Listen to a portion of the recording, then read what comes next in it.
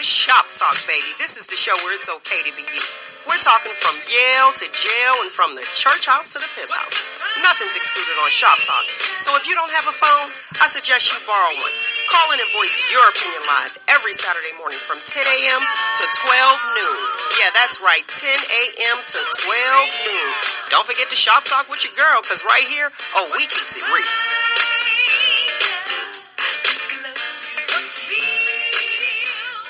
Hey, we usually play some music, but we missed all that because we were shop talking. Right. That's what happened. Without the shop.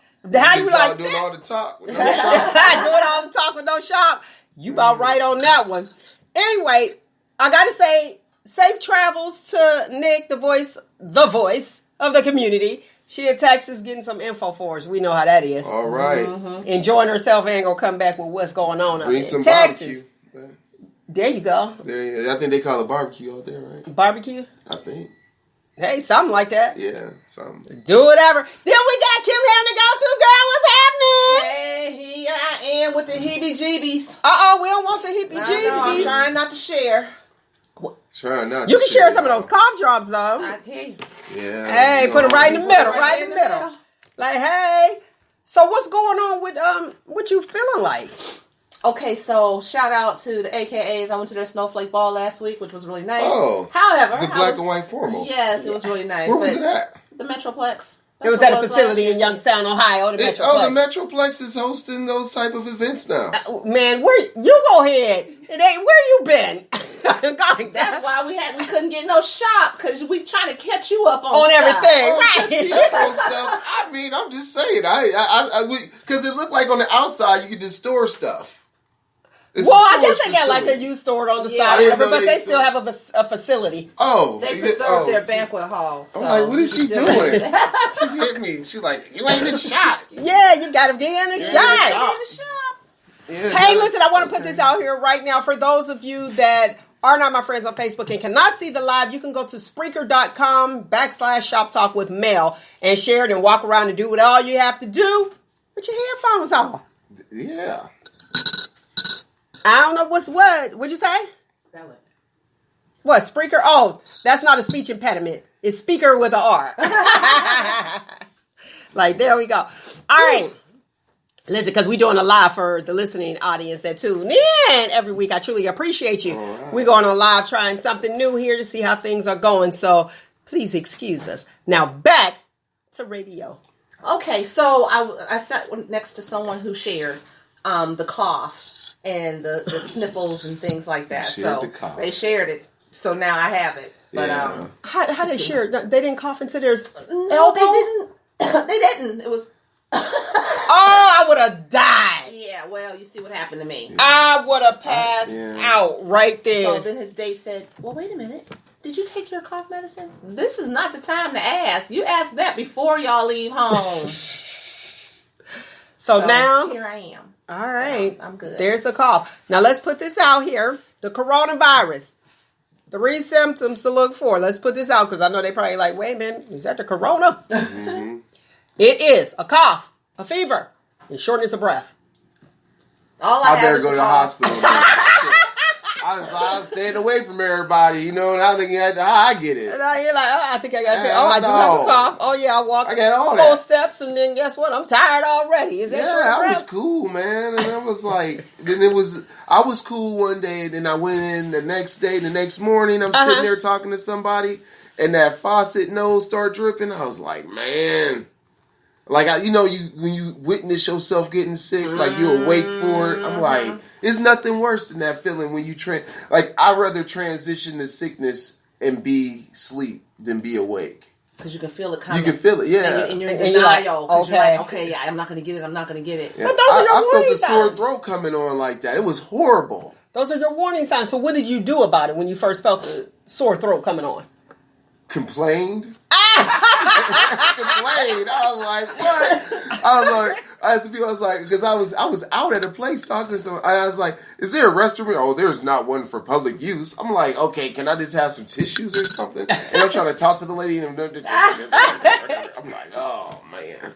So you complained. No orange juice, nothing, no vitamin C, no immune booster. I just drove home. I just drove. Yeah, because I was an hour away. sounding all sad. I was an hour away. And you just drove with the sore throat. The symptom of the sore throat. And complained to yourself in the car. Mm-hmm.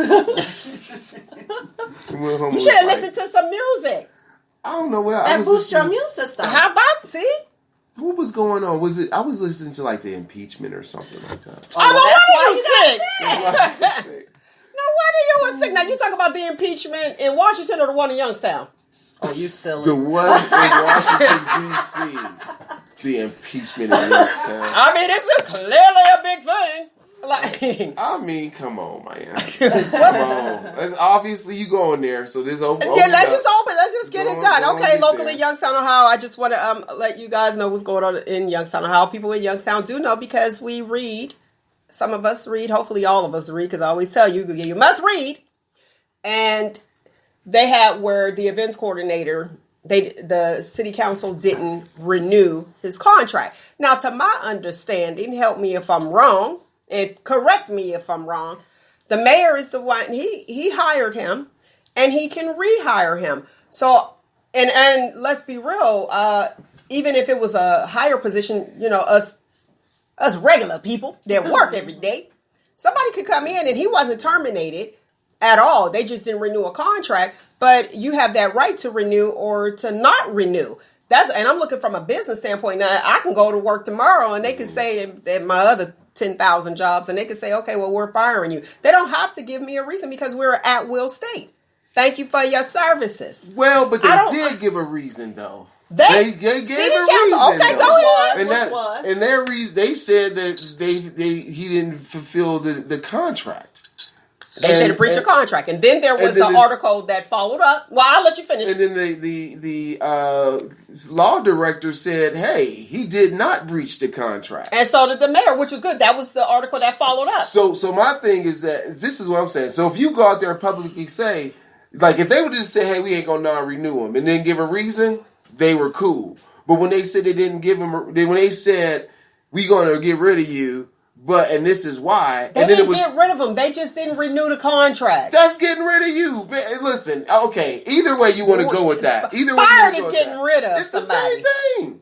Fired and renewing and not renewing the contract. It's kind of the same thing. It's kind of the same thing. Kim Ham to go to, girl. Can you give it to us politically correct?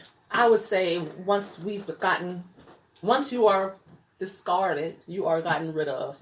Relieved of your duties. Either way, he has gotten rid of. But when they would have just said, "Hey, we're not renewing the we are not seeking to renew this," that's fine, I guess, but not really. But the thing is their mistake was they gave a reason why. Yeah, I agree with. And when they gave that reason why, and it was proven by the law director that he did not do that, I think now you open yourself up to litigation. I agree. So they just went about it the wrong. They went about the wrong way. Well, what about the fact that there were people that actually experienced some of the stuff on their reasons, and they called and they received notification of such? The law director is there to keep you from getting sued. And he's telling you that, hey, he didn't violate the contract. Okay, that's where you are. Now, what she was saying was pretty much where City Council had read. Where City Council was getting complaints because, and I can say that they weren't lying about this. They were getting complaints that people in the city were not being able to have events or getting return calls. Let's talk about the true crime that's going down. Wait! Before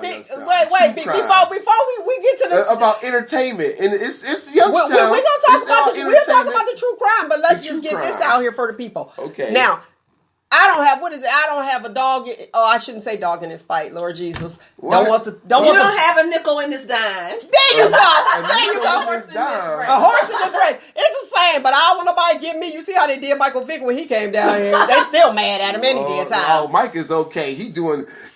But you still have people that are still. They might be mad, but guess what? The NFL ain't mad at him no more. Which is good. They got him commentating. Yeah, good. Which is good. Commentator for which Fox. is good. So, and I thought it was bogus anyway because I like Michael Vick, and I used to watch my reality show, so I like his wife too. I don't know. However, what I'm saying is I don't have a nickel in this dime. Okay? To be safe. I don't want no horse, no race, no nothing. So it's not really, does it affect me? It affect me because I am a resident of the area. Part-time, but I'm here. Right. And I just feel, I looked at both sides. And I feel like even with councilman for the first ward, the way they coming at him, they acted like he threatened somebody. He asked a simple question because you had local pastors that came and spoke after the mayor and the law director said that he did not breach the contract, which was fine. And then after they came to speak on his behalf at the next council meeting, talking about the one that was, we can't say impeached. What we saying? Let go, got rid of. Okay. And the contract was not renewed. The contract was not renewed. Afterwards. Now, y'all already know, anybody that know me, don't y'all say nothing bad. I'm going to say this. I'm going to put his name out there. Landers, you already know how I feel. Don't say nothing bad about Pastor Simon. Don't say nothing. You can't say nothing about him. All right? Now, that's just how I feel personally. That's my guy. However, with the first ward councilman, he just asked a question. And his question, and he was attacked. His question was, he said, we reached out for you when the mom and the dad and the baby, let me finish. Murders happening in the area. And not just him, just all the pastors. So he didn't say, he wasn't, let me finish. Y'all can look it up later because we got our show we got to keep going because we don't talk about some good stuff. We talking about some blurred lines today. So anyway, he pretty much, and it wasn't just toward my guy. It was toward the pastors, period. You know, where were you guys at? And yes, pastors do have other obligations and they can't be there joining on the spot. But he just merely asked a question. And then he asked another question. These are just my turns. Say the question. These are my turns. This is just me saying it. I'm not saying it verbatim. The question was pretty much, what you really getting out of this? Like, why are you here? That was a legitimate question to me. It was a legitimate question to me because I just feel like, I don't know, maybe I'm just like the average person. I'm like, I don't understand. Then they had some man that came up there, and I'm not going to say his name for the sake of the show because don't be coming after me unless you coming on here. Okay? Where he pretty much said, he was like, the mayor hired him and the mayor can rehire him. Why are you here? That's the way that I feel. Now, for news sake and for us, I appreciate it because it was like, oh, what's going on? We got some stuff going on here.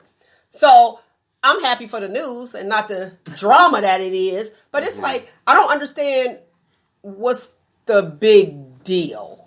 That's just me personally, especially for those amount of dollars.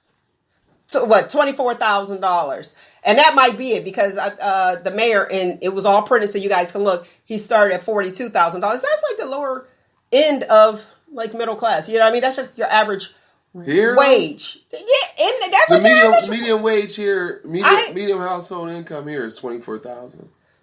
Oh, okay. Well, then maybe in this city. Maybe that's it, but I can't. But I mean, I don't see that, and I ain't trying to be funny. Buy you an extra pair of socks. I like the young man, and I remember when he was younger, and all his little sisters and all that. I like him, and I'm proud of him. I'm glad for his company. I want him to succeed and excel big time.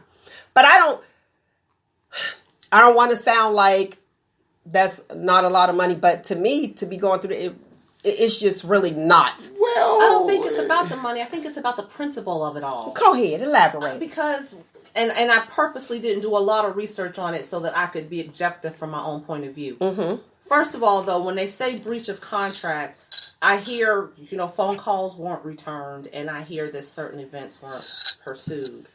Does that mean he breached his contract because he made a judgment call or because he made a poor judgment call? So yes, maybe he should have returned phone calls, but did not returning those calls affect the overall quality of his work? Maybe there were people who felt their events should have been promoted, but because they weren't, did that affect the overall quality of his work? What part of the contract was actually breached because he made a decision? I mean, we have to look at the whole picture. I don't know it, and I did that on purpose so that I could have this conversation. So when we talk about breaching the contract, just because he didn't do everything that people think he should have done, doesn't mean he breached the contract. However, the flip side to that is he could have done everything right. And the outcome could have still been the same. The powers that be say we just want to go in a different direction. So outside of the money is the principle behind the objection to not renewing the contract or the principle behind not being accepted as an employee. I think maybe it's a little deeper than what we see. It has to be. It has to be, and that was the question that the first ward councilman asked. What is this really about? Because they were trying to say it was personal. And I'm going to speak, y'all know me anyway. I always root for the underdog. That's just how I am. And I saw some of the comments I did, because I do the research, some of the comments on the local stations pretty much attacking his question. And I'm talking about the first ward council. It was almost like they act like he threatened, and I didn't see a threat. It was merely a question. And I got to just ask this question. I know you got a lot to say, so you could go right ahead. No, my question is this. When you get to a place, or even why, if I feel like I can't ask a question, I need to ask myself why. If I feel threatened to even ask a question, why?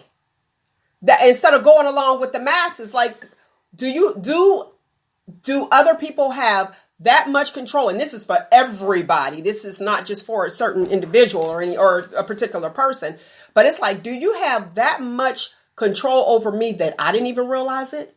Because I don't want to hurt your feelings. So what I'm going to do is not ask a question that I really want to know, or I'm going to wait to see what you have to say, where you're pretty much controlling my life. I'm just here to tell you, I appreciated the question. I didn't hear the answer because the media didn't catch that part of it. I didn't hear the answer, but that's something that we need to ask. We need to ask for everything in life. Why?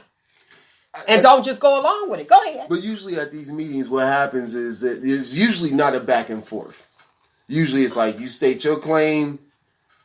You might be lucky if they ask you a few questions, and then they can give a rebuttal or whatever like that. They must have some kind of setup. That's how usually these things happen. Okay. But sure. Thanks. I think that's why the whole question, because this is unusual. Go ahead. I don't think it's unusual though. I don't think it's unusual to have people justify. I'm saying you use the term. Go ahead. But I don't think it's unusual because, I mean, there's plenty of times where people have stood up to say we think somebody was unjustly released from a contract, terminated, whatever. I just and I don't have any cabbage in this patch. I got no cabbages in the patch, but I can't do it. But I just feel like this. I just. To me, I'm just looking at it not from because I've met the young man before. I really have now had a conversation with him, but I've met him. I like him. And I've met as a person. I actually everybody up there. I've everybody involved. I've had some conversation with him. Well, not really conversation, maybe same room or something like that. Whatever. I just kind of feel like this. The first thing is when they said that he breached the contract. And it was proven that he did not by the law director. I just think you open yourself up to litigation. I agree. But was it proven or was it just said? If he said it, it must be proof. No. Why would a lawyer talk why would he tie his name to something and not have the proof to back it up? Or they didn't prove. That's another why. Or they didn't. That's another why. Or they didn't prove their case strong enough to say that he violated it. Listen, all I'm saying is why is always a good question. Okay. And no one should be feeling intimidated. But the question though, to me, when it came up talking about the family who they had a vigil for, that had nothing to do with that. What? That was immaterial. Unless it was an event that the guy was supposed to plan. Okay. I mean, I didn't see the connection to that. Hold on, because you had your whole. I had my say. Go ahead. And it's your show. It's your name and title. But the thing for me was like, they made that a issue where it was like, what did that have to do with? Like he was like, why are y'all down here for this when we had that happen? And this is the thing. Hold on. These people who he was accusing of not having it, because when I heard that, it was like an attack on them for not being engaged in other issues in the community. But these are the men who are doing the services, counseling, doing the services for the dead, for the violence.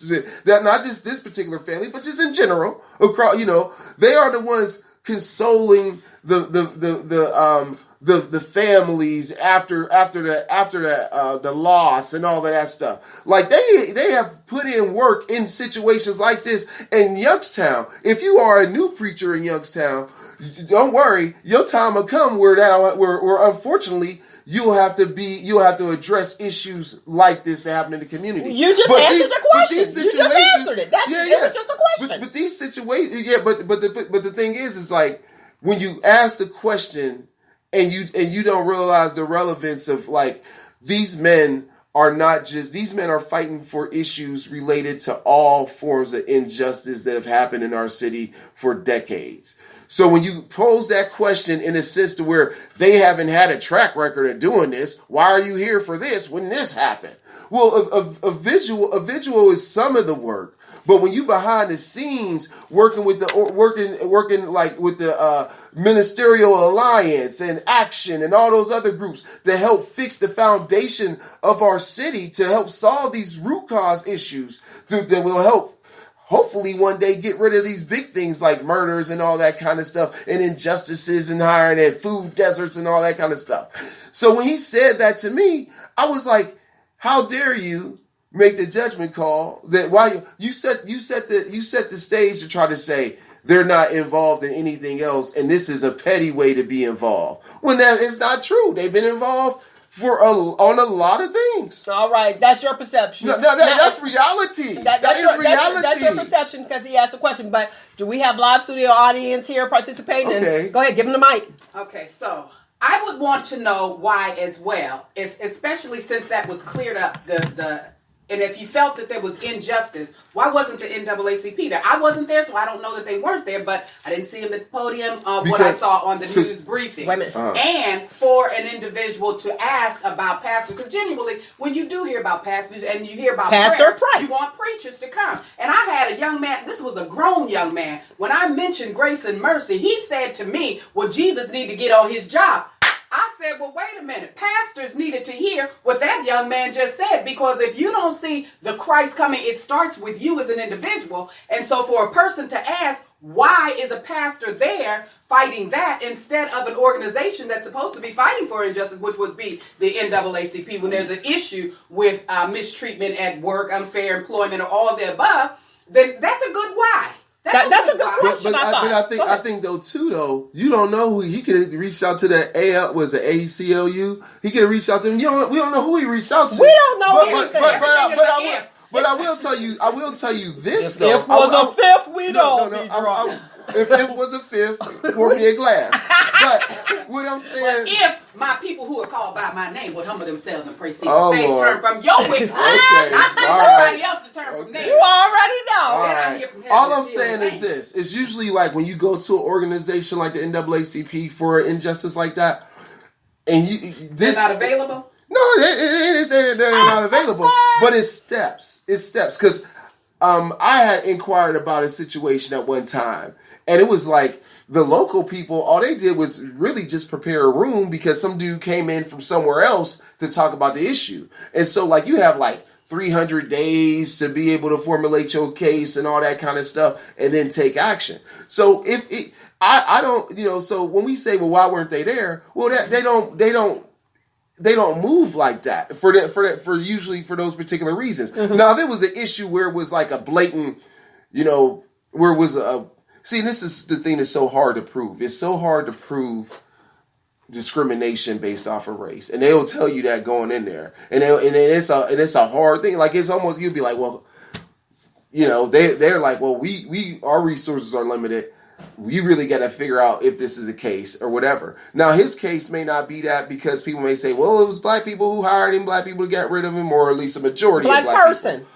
But the issue sometimes becomes is the hierarchy, is the institutional racism an issue that caused it, regardless of who's in power. But I'm not trying to say this was a racist issue. I'm just talking about. Go ahead. I'm just talking. Just for the sake of shop talk. For the sake of shop talk. I'm not saying this was a racist issue. I'm not saying that. But I'm just saying that, if you got people that support you and they thought you... Because other people I talked to, I said, well, I haven't really been going to the events downtown. Oh, I've been at all of them. Usually it's on a holiday, had a good time. And I'm at my house enjoying myself because that's my respite. That's my time for, But everybody I talked to about it, they thought these events have been the best they've ever been in years. Yeah, bringing life back. I appreciate it. So I mean, so now, this is what we need to do. This is what we need to do because we got to wrap this up because we got to go talk about Gail. I don't need to do nothing. And that's when you said about asking questions, I was like, oh, well, we've been ready to go to some question asking things. That's all. This is what we need to do. For those of you who feel as though that he was unjustly not renewed. That's not. Listen, I don't have an opinion on that. I know. I'm just saying. My opinion is just the opinion of me and not the opinion. I'm just giving I'm giving commentary based off of what was said. And I appreciate that because you answered the why, and it was just a question. And I just feel like I'm not for injustice anywhere anywhere. If you know me, my issue is the little people, the children. Now, if it got to do with some little people, I'm fighting. Because they can't fight for themselves. Now, the adults, and we all on the same playing field, you got to get in and do it how you do it. Now, what's interesting is the pettiness. Like you said, there is some pettiness. Let me tell you. I said petty? I must go. You said petty. I don't even remember saying I'm rubbing off. Like just a little bit. I said petty. You did say petty. I don't know. You got to review the tape. Yeah, review the tape. Run that back. You saying why he did that. I just feel like across the board, everyone has a job to do. When you don't understand the job and the insides of how it works, what goes on. All we can do is look at it, from the outside looking in and say, okay, and we pass judgment and we give our opinion and this is what we think. But when you know the inside, it's not that simple. You have people talking about the mayor. I'm just going to say this. You have people talking about the mayor and what he's not doing. You don't know what he walked into. I have an issue with that because guess what?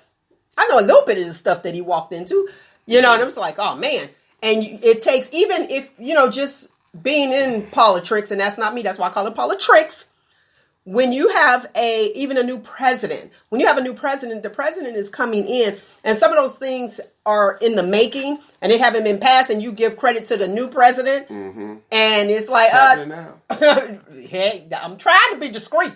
No, that's true. He inherited a growing economy. Yes. And now he wants to take credit for it. And say, this is what I did. But all that stuff was already done. So the good, the bad, just understand if things are occurring like with the water, locally, everybody have an issue with the water bill being high. It is not the seated mayor right now to say, hey, I'm going to just increase your water bill. That stuff that happened prior to him taking that seat. This is the effects. For every cause, there's an effect. So we have to understand the inside. So before you go throwing stones and see, and I ain't going to say at a glass house, okay?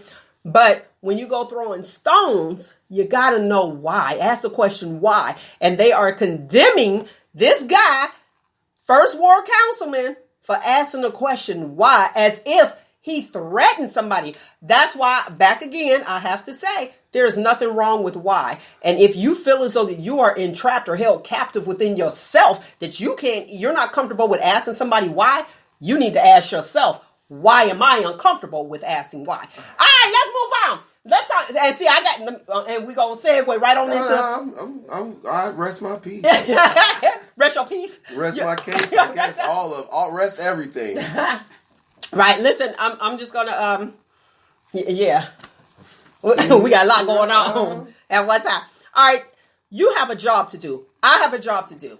And speaking of having a job to do, listen, I seen people when I posted it on my Shop Talk page. I got some people that unliked it. I said, oh, my number's going down. They mad. Unlike petty. What? Huh? What did they unlike? They unliked the page because I posted it. I got a job to do. What you post? I posted about what was going on locally. Yeah, and my opinion. So I was like, oh, look. I was like, dang, I only got 10,000 people now. But I have a job to do. And speaking of that, let's go with the Gail situation. Her talking about Kobe and she's getting these threats and all this other stuff. Her. Now let's talk about that.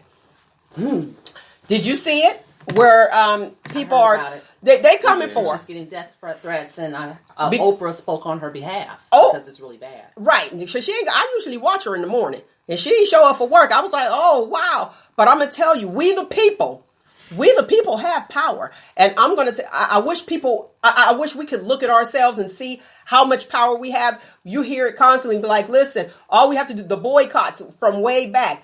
We have the power, and I'm going to say that we have the power. I'm going to show you. I'm going to give you an example. Anytime someone has to give a public apology or an explanation, that lets you know how powerful your voice is. So please vote. I'm like, there you go. So please vote. We have the power. And it's so interesting that when she did that clip, they just did a clip and they did it as an advertisement. And she asked about that rape case. I had a problem with that rape, with her asking about that. The clip that she used, she was at her job, right, and she was doing her job. Now, at that point, that's why I say blurred lines. Do you look at it morally and say this is not right, because that's not his legacy? And I didn't agree with her with doing that, and the reason I didn't agree with her, because he was not guilty. So why are we bringing this up? You have people that go all the way back. Why are we bringing something up that pretty much didn't happen because the girl didn't testify? So why? And then you look at that happened in 2003, 4, way back when. 2003. Okay, thank you. See, he know. I got to do it right here. 2003. His children, they weren't even born yet. How many young people weren't even born yet, had no idea of that until she brought it back up? That's why I have an issue, and that's what I'm saying. We got the power. Like, I don't know if that's a legitimate argument. I think it's legit. Why are you bringing that up? And it didn't happen. What do you mean it didn't happen? It didn't happen. It didn't happen. It didn't happen. It didn't happen. If it wasn't documented, it wasn't done. It was documented. It was documented in court. He went to court for it. She didn't show up to testify. But that. Okay. No. What's your thoughts? All right. I'm a female and you're a male, so this is really good. What's your thoughts on that? She didn't show up to testify. Go ahead. Yeah, I understand that. But he was involved in something. So you're going to bring that in somebody's legacy? It's part of his... Your legacy is your good and your bad. It is. It's your good and your bad. You know? I don't think it was something that happened. You know, and it was a conversation. It was an article they were talking about on 1A, which is another show. When you have a person like Kobe Bryant, if you should bring up those particular things, you know.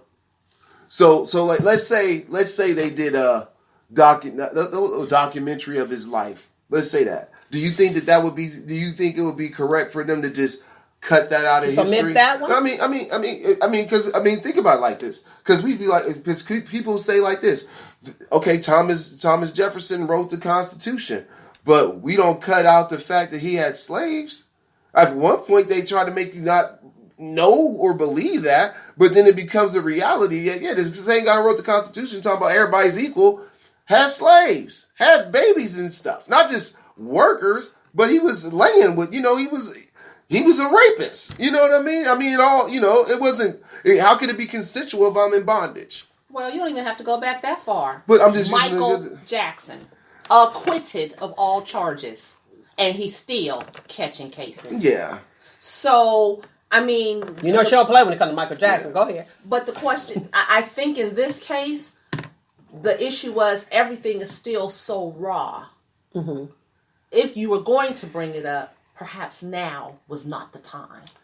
I'm not going to say that she doesn't have a right or responsibility to report the news as she sees it or any of that. Mm-hmm. However, be prepared for the consequence of your decision. Okay. Now, he hasn't even had his memorial yet. There are people who are still reeling children. I'm just looking at his little kids, so maybe that's it. And yeah, I can see that. But, I mean, if that's what she wanted to report, then that's her right. However... Mm-hmm. You have to look at when you're going to do that. She should have very well expected exactly what she got. Because the other young lady, remember her, who was white, a week prior to her, before that clip came out, they gave it to her. So she ended up getting suspended because she ended up, didn't we talk about that? It was like 10 days ago. Anyway, a week prior, to her clip coming out, she saw the backlash. I don't understand why she's surprised. And I don't know if she thought that it was okay because she was black, she can talk about it. Same thing like you said with Michael Jackson. Is it like, okay, white people, they talk about it, you got the backlash, and you think that it's okay for you to talk about Michael Jackson because you're black and we're supposed to accept it because you're black? It makes you wonder, because they calling Gail and Oprah the Diamond and Silk. The new Diamond and Silk. Now, like, what's... Diamond and Silk. See what I'm saying? You don't remember those? You're so conservative. The two black girls that was for Trump. What? You don't remember the two black girls that used to come on? No. Okay, well, when you get a chance, we'll go ahead. You can Google Diamond and Silk. I thought it was gonna have some real legitimate, like, no, they just like, I was like, I've never heard of that. It was Diamond and Silk.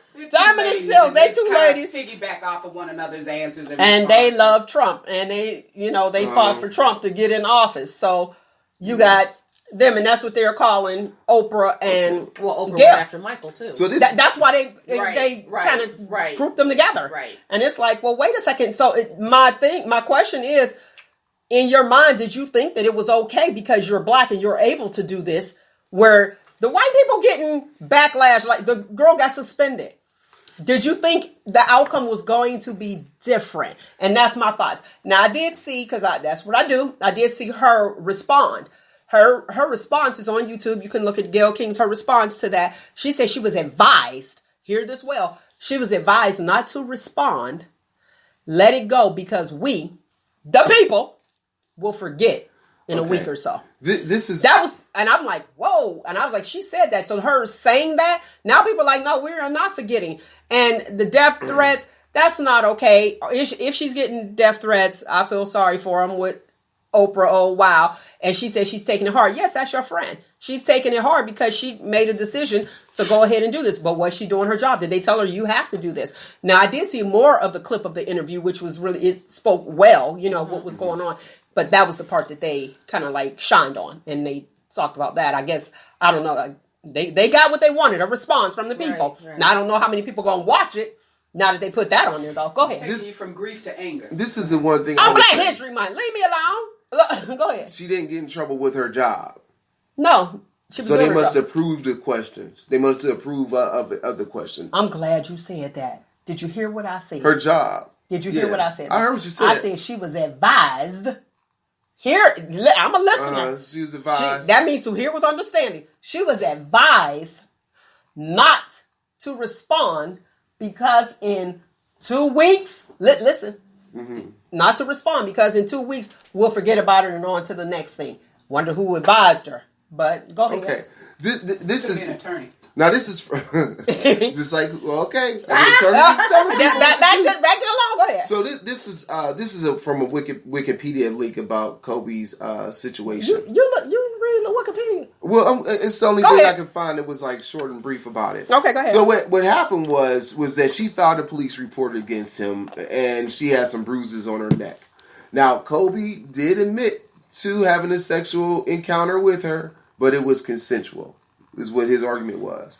Now, according to this link, it says in August 2004... Bruises on her neck. Maybe she bruised easy. Some people like that. They like to get choked a little bit. Not die, but they like to get choked a little bit. I mean, I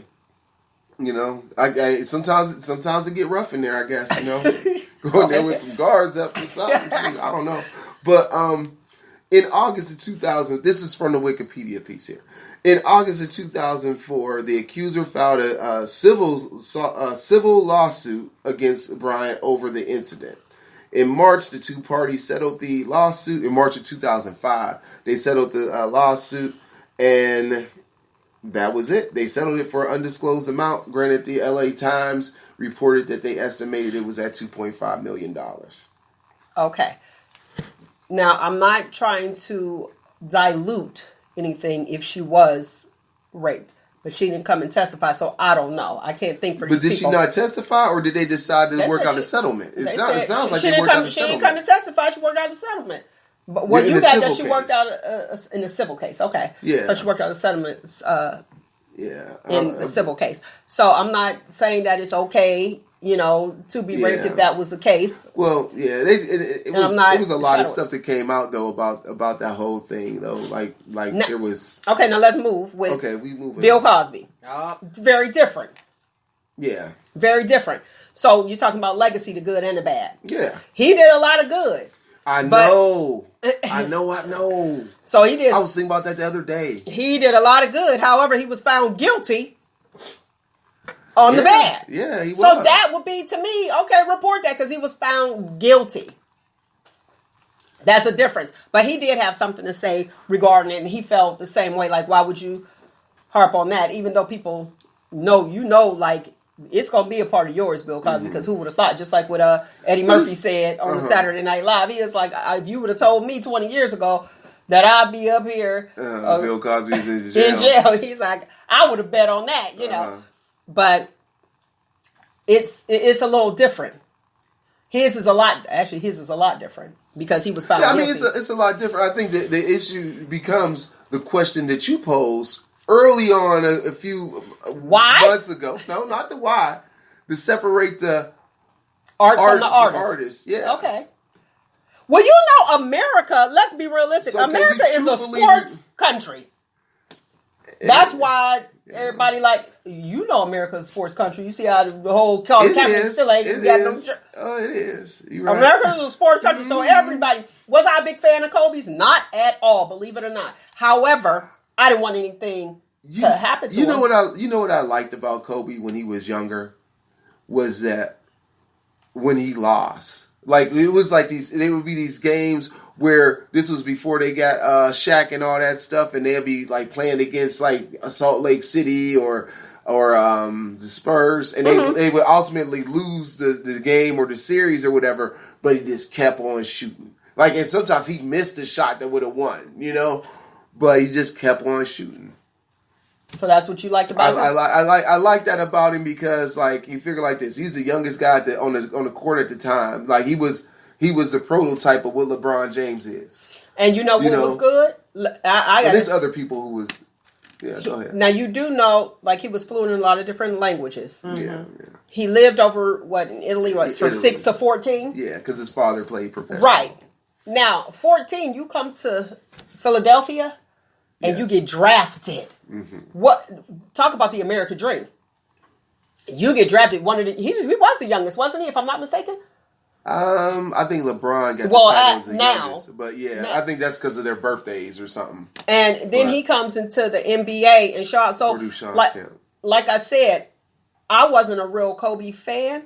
Like, oh yeah, Kobe. I wasn't but I still liked him though. I liked him as a person that I saw on television. I saw him as a good sportsman. You know, so it's like, oh, here you go. And then even with LeBron the night before he got killed. Go ahead.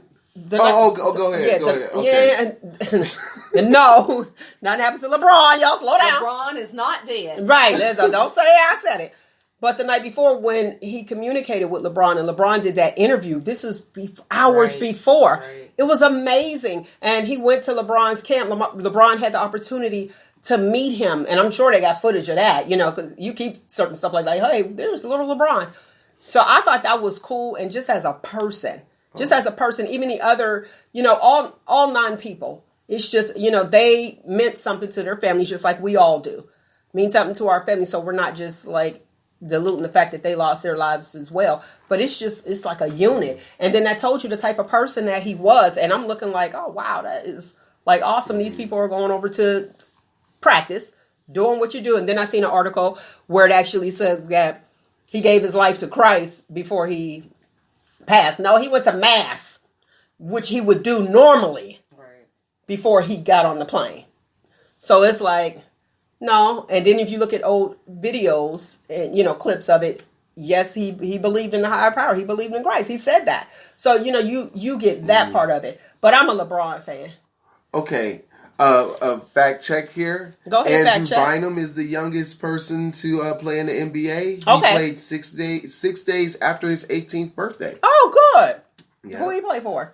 He was the Atlanta Hawks. Okay. No, hold on. No, I'm sorry.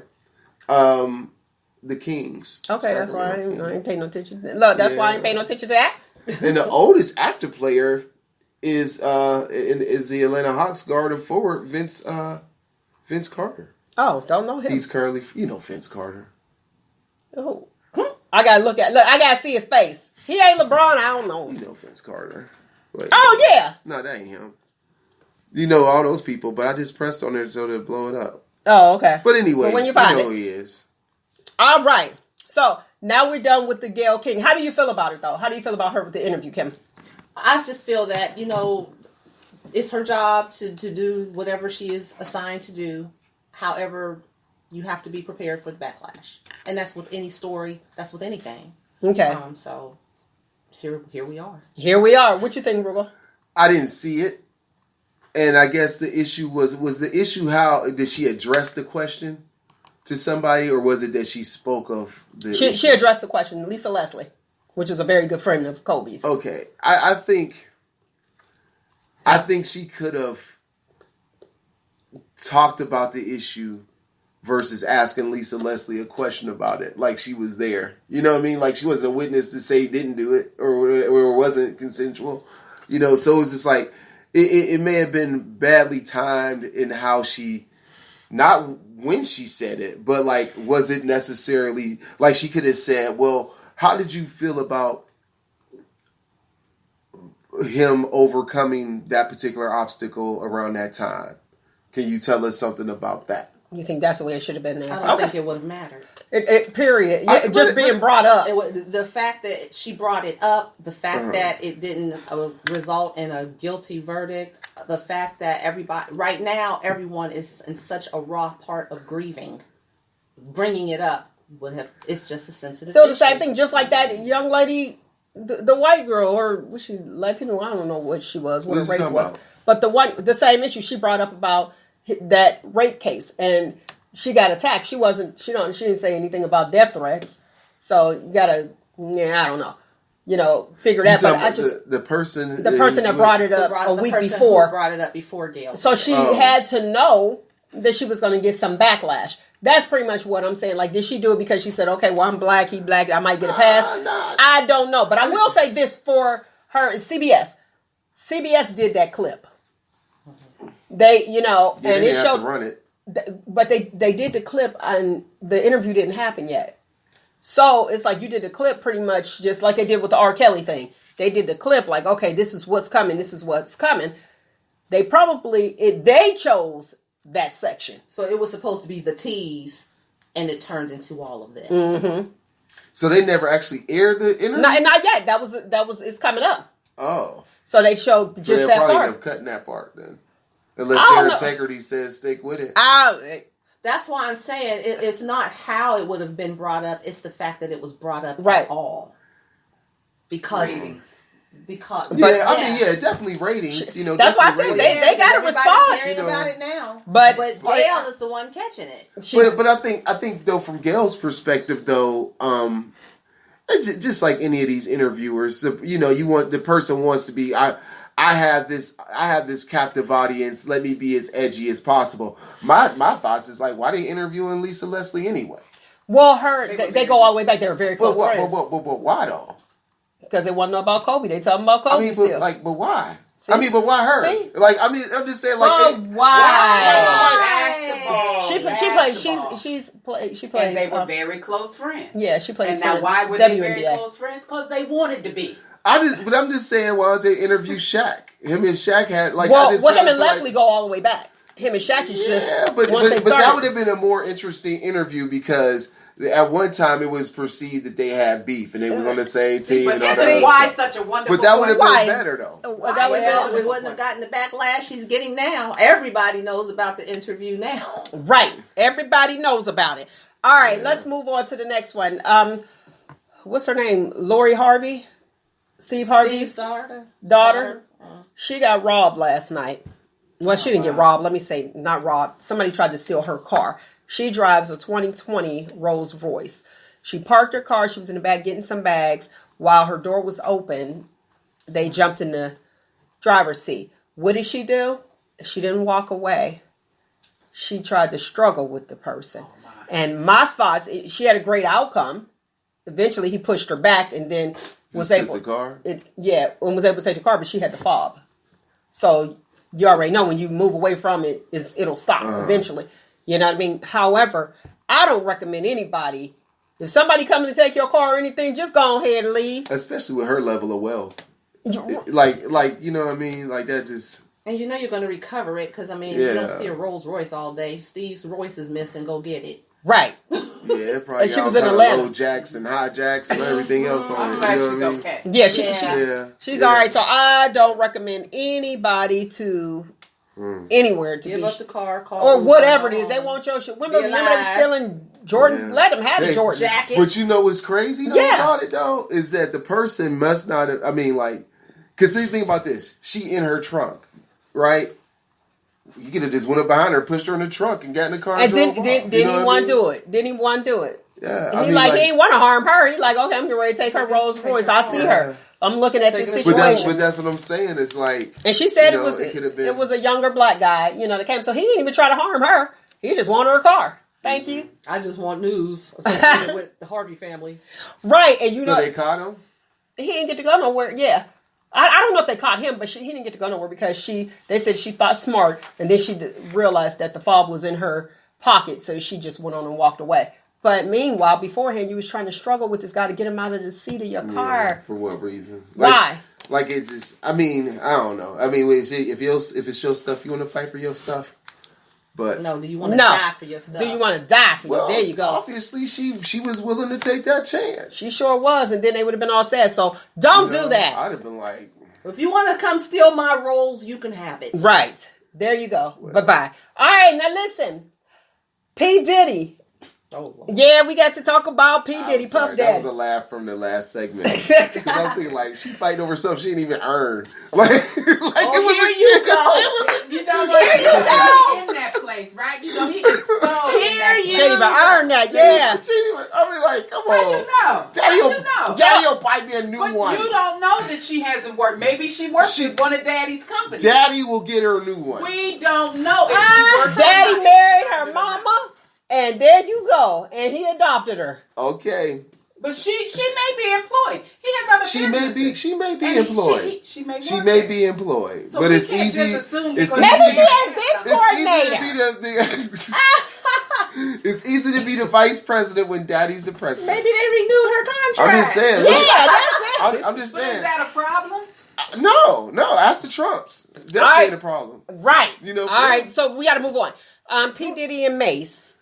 I don't know if you guys know Mace and P. Diddy Christian, right? Huh? He a Christian. He turned into a pastor. Yeah, but then he coming on. He won his money. He won his money, and Q from 112. I don't know if y'all knew that P. Diddy was over in Bad Boy Records was with them. Anyway, Q was siding with Mace and saying they want they want their money, and they're saying that the P. Diddy's employees were enslaved. Yeah, and he pretty much was a hypocrite for what his little... Did you see the Grammys? Some of it. Okay, well... Very little. I guess he was saying that... P. Diddy, don't quote me. He was saying something to the effect of people need to pay their... dues. Yeah, and they need to pay their people. You know what I mean? If they, on their record label, they need to... The artists, they need to pay them what they deserve. And he felt that he was hypocritical. And Q, like I said, from 112, he's with Mason. He was like, no. Give us that dough. Give us the money. Well, you got to practice what you preach. There you go. All right. Pay him. Hey, there you go. You got the money. All right. Let's just make this happen. Roogle, what's happening in the movie world? Hey, everyone. As you know, it is Oscar weekend. But before we get right into that, I just want to tell you about what's happening right now at the box office. Bad Boys did hold the title of top at the box office, but this week, today or yesterday, Birds of Prey did release. I now have a count on how much it came in with, but I'm sure it'll probably be at the top of the box office. It currently has a Rotten Tomatoes score of 82%, and that's what's going on with things you can see right now. Now, 4th of July weekend, Valentine's Day weekend. There are some movies coming out. I don't know what's going to happen, if they're going to be good or not, but one that I am interested in seeing is The Photograph that stars, now I got a brain freeze, Issa Rae and, God, I hate when that happens. I'm on a roll and I can't think of somebody's name. Lakeith Stanfield. Okay. And he's the one from Get Out that didn't get out. Right. Yeah. They got him. Yeah, they got him. But also, if you don't want to go see a love story and that sort of thing, you have Sonic the Hedgehog, which premieres next week, and you have Fantasy Island, which is supposed to be a twist on it. It's supposed to be like a horror thriller kind of suspense sort of thing. Fantasy Island. Okay. Yeah, not Fantasy Island but Fantasy Island. Okay, so the Oscars. Now, I shared this video with everyone, and if you could watch it, I think it's absolutely lovely, beautiful movie, and it's only 7 minutes long. It is a short called Hair Love. Very short. Very short. And it's also nominated for an Oscar for best short film. And the remarkable thing about this is that the young man who was behind this project, his name is Matthew A. Cherry. He was a former receiver in the NFL, and now he's gone on to Hollywood. Now he is the second person who is an athlete to be nominated for an Oscar. Do you know who the first person is? Kobe Bryant. Kobe. So I watched this short, and I tell you like this. It was really good. I was like my eyes was kind of heavy. You know what I mean? Like them, like I could like feel heavy filled with lacrimal fluid, tears. Yeah, Okay. I thought it was so touching. It was amazing, this story that he got across in this 7 minutes. Okay. I was like, if only Tyler Perry had that magic. There you go. There you go. I am just saying, when you watch it, it's better than any Tyler Perry movie ever. You go. And it's only 7 minutes long. Okay. And don't get me wrong, I like Tyler Perry. So I'm saying this, if he listening... He's throwing stone when he can, though, right? But no, don't want you to throw one back. Just slingshot.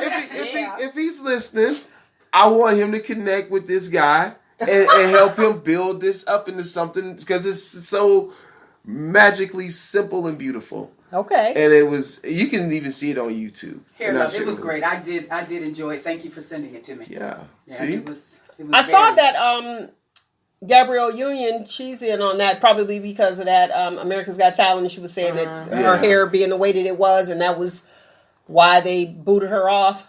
And there's a young man, I forgot where he's at, but he's being discriminated. Is it Texas? Oh, yeah. The little boy. Yeah. Ellen hooked him up. Yeah. Well, didn't she? Well, they invited him to the Oscars too. Mm-hmm. So I'm hoping that this film wins, and I hope when he wins, they let him come on the stage and they talk, because the speaker the person behind the film, Mr. Cherry, I seen him being interviewed, and he was talking about how these injustices are happening, and just because of the hot topic of what was going on with black people and black people's hair, and them not being accepted for who we are, naturally, in our society, that this was a piece that he wanted to bring something beautiful to, and he killed it. Okay. Absolutely wonderful. Okay, go ahead. What else you got? Oh, yeah. Joker is up for 11 nominations. Cynthia Erivo is from Harriet. She's up for Best Actress. And Endgame, believe it or not, is only being nominated for Best Visual Effects, which I think is kind of sad, but, Okay. They should almost get a special Oscar for this. Just make up another category? A whole millennium of entertainment. I mean, not a millennium, decade of entertainment. But it was a really well done thing. And there is another documentary. It's up for Best Short Documentary. It's called the St. Louis Superman. It's about Bruce Franks, who is a rapper turned activist that pursues public office. Okay. So that's a short documentary that we should all check out and see. Oh, and the Obamas, I think they're nominated for their documentary, which I did see. It's called American Factory. It's on Netflix. All right. Really good. Well, there you have it, huh? That's what you got. That's it? That's what you got. Now, talking about that young man, I want to just bring this up. I was just really confused because I had the question, why? Again. And my question, why, was he's a senior. He already went to that school. His hair didn't grow he ain't got no latch hooks. Mm-hmm. It didn't just happen, right. It didn't just happen this year. How did he even get into the school? You know what I mean? Come on. Like, and then you're saying, well, he can't walk. That's the thing. He'll graduate, but he can't walk. So you'll take that moment away from him and his mom because he won't cut his hair, but he was there last year.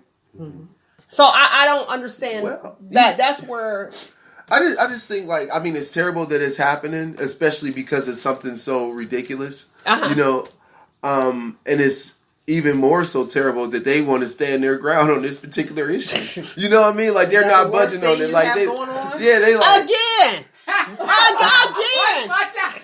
Hold on. What is this really about? Hold on. The policy was already there. But for someone to inform the family that, yes, okay, this is our policy, you're breaking the policy, the hair is too long, and when it comes to walking, this is what we're going to do. If someone had maybe forewarned them that he's not going to be able to walk. So he said for him that his father, I think it's from Trinidad or something like that. And so it has more of a cultural reference for him. And it's long, so he's been growing for a long time. Yeah, and it had more of a cultural reference for him versus just a style. So the issue becomes if there was someone who had on a hijab or something like that. Hijab, right? Oh, I'm sorry if I'm mispronouncing it. I'm under the weather. When he got no bell. But the issue is that if he's identified it as having cultural links, then it should be something that is not an issue. Because you wouldn't tell someone who says, "Oh, I can't shave" to shave. Now, just like with that the wrestler. Remember we talked about that some time ago, and he had to cut his hair halftime.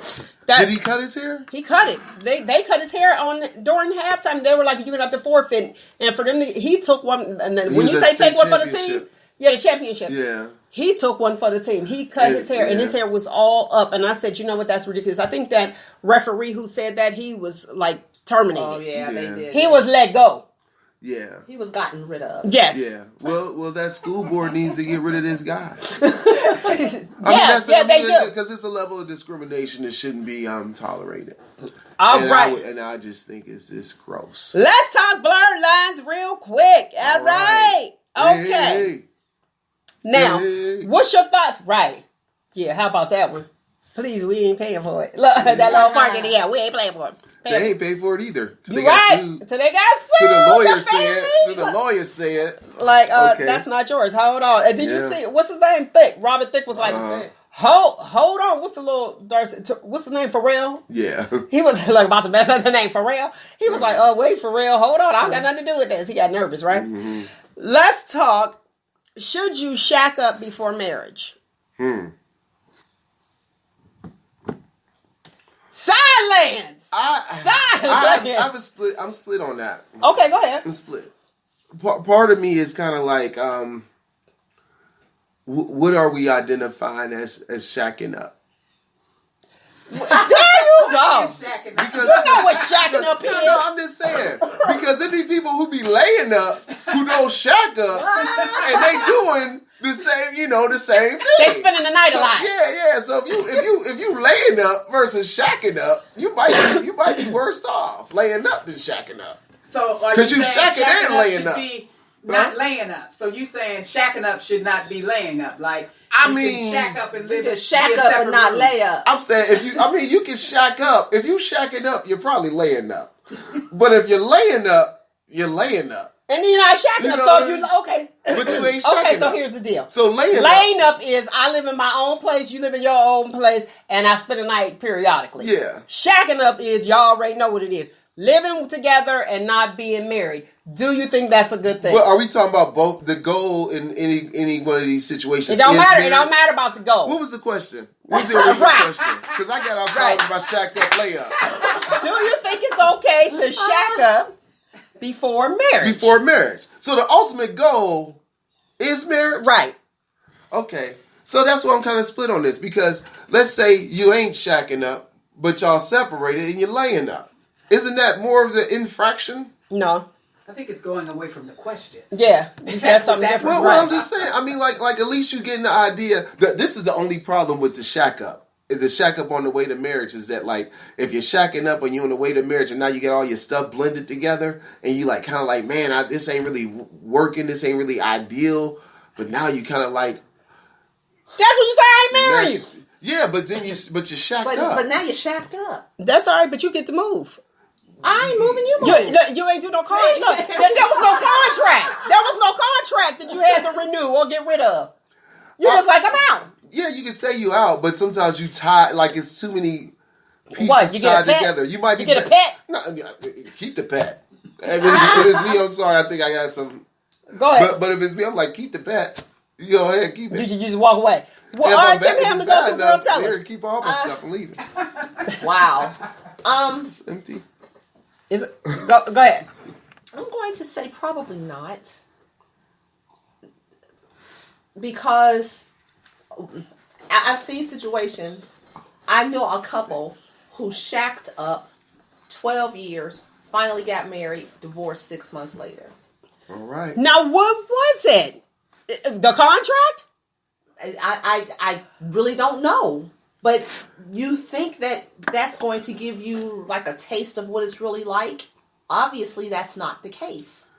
Why? What is the shack up for? Is it intentionally because we're going to get married? Is it economically convenient? Is it emotionally convenient? What Can are I you live? trying to get? Can I live with? There's that question. What are you trying to get? What you trying to do? What you trying to do? What's the real reason? But I think a lot of times it happens because of the second reason she gave there.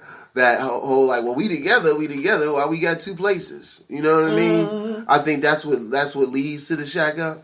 Yeah, so, the roommate. You becoming a roommate because you shack. You know, because you it becomes, you know, that I think we talked about this on the show before about like whose space is it? Am I going into your space? Or are you coming into my space? Or are we getting new space? So if you're shacking up, you probably getting in a new space. Now, if you're laying up and the goal is marriage, you're probably gonna get new space. New space with the layup, old space with the shacking up. Crazy. So you avoid personal fouls. That's what I'm saying. I mean, like the layup is an old place. I think it comes to being able to be in that shared company. And are you able to deal with it? And are you able to deal with it? Was there an like emotional you said, financial factor as well? financial? Because if you're going to be at one place all the time and then you're at another place, who's being inconvenienced on packing that overnight bag and going back and forth? But can you be in one another's space constantly? Because it's one thing when you're just there for a few hours. Laid up a few hours. It's hard to get out the shack up, I'm telling you. It's hard. It's hard. To get out of the shack. When you get out of the shack up, you get a break. You get a break clean. What you mean? You gotta go move out of town? You gotta break. You gotta be like because I guess it really depends on like when you're done. You know, but it's like it's easier to get out of the layup than it is to shack up. Well, the layup was never a part of the issue. The layup is the other option. No, there was no other option. It has to be. You put that option in there. If it's going towards marriage, the layup has to be a factor. No, the question was about the shack up. The shack up with the layup. You brought that because in. if you go ahead. Let's hear the voice of reason. I don't know if it's the voice of reason or not. I'm going to say no because each person should be bringing their own strengths to a situation, and if the relationship is that solid and you're going to be with that person forever anyway, just do it the way it's supposed to be done. Now, see that? Look, we both we agree with that. What is that? What's the right way? Well, the right way, because see what dowry maybe. He said a dowry. No, what I'm saying, the simple fact that this is a question makes it an issue. Because there are so many other motives, there are so many other factors. We have value systems, we have financial status, we have is it yours versus is it mine. Create the hours, commit to the hours, and make it work from there. This is what I'm going to tell you from my own personal experience, okay? Yes. I called my cousin. We got married, and then we lived together. I called my cousin, shout out to Sean. I said, why didn't you tell me to shack up before I got married? Reason being, because when we moved in, after we got married and we moved in together, I found myself I felt like I was the maid. And at this point, I'm already married, so guess what? Now I'm stuck. I know I like things neat and in order, and this is the way it is, where that individual was like, nah, it's okay, relax, the whole nine. I'm like, no. And then he told me, he said, Mel, everything doesn't have to be in a particular place. That's his thoughts. I'll never forget. Mine was, yes, it does. Yeah, that don't make any sense. Right. But guess what? But wait a minute. Okay. But wait a minute. So I'm like, and here's what happened. I like decorative tiles. This is my new place. Here we go. I'm on my own. I moved out of my mother's house. Listen, decorative tiles, this is it. Now, decorative tiles, the fellas don't understand. Don't touch my towel. Don't touch my towel. You use the bathroom, you wash your hands. Don't you dry your hands on that decorative towel unless you put it back. Now, here's the thing. A guy, the towels is here. Dry my hands on it. Me, Sean. Why did you tell me I should have shacked up prior to? Things have to be together. So now you have a personality issue. And every time that I went over to his place, house immaculate, room together, the whole nine, then his mother, love her to pieces, still to this day, she did it. I had no idea that she did it. I thought he just kept his stuff together. That's the way it goes. So what I ended up doing, here's where the compromise came in. Okay, he's not understanding that these towels don't get touched. It's those towels. He would dry his hands on the towels, and okay, I let it go. And he would set the towel on top of the rack instead of folding the towel back on there. It's just like balled up sitting on top. Oh gosh. So I would go and I would fix it back. Compromise was, you know what? Germs on there anyway. That is nasty. Let me get paper towels. It was a fix. I would use paper towel, put it in there, dry his hand, ball it up, boom, basketball into the trash can. My towel stayed the same and everybody was happy. So in that case, I was sitting there like, had I seen it prior, would I have married him? Probably not, because I would have known that I signed up to deal with this for the rest of my life. And am I okay with shoes kicked off as soon as you walk through the door? Was I okay? That's the feeling of home. See, and if but I you're can't a guy. kick off my shoe when I walk in the house, I've not been at home. Put them together by the door. No, nobody does that. But that's not paying attention to what he was taught. He was taught that the woman cleans up after him. He was taught that. No. So what he was doing was giving her the leeway to make things her way, and he was trying to fit. I like it. I like that answer. He's trying to fit into that mold. That's all. And he just had to learn the rules. That's all. He had to learn those rules. He didn't learn the rules. Well, he did it. Look, it was home. He had an opportunity. This is home, like you said. Learn the rules. But this is what I would say though, because you said about the whole why didn't you shack up? That I asked my cousins who had got married, 2 females. I asked them. I said, "What took you so long to get married?"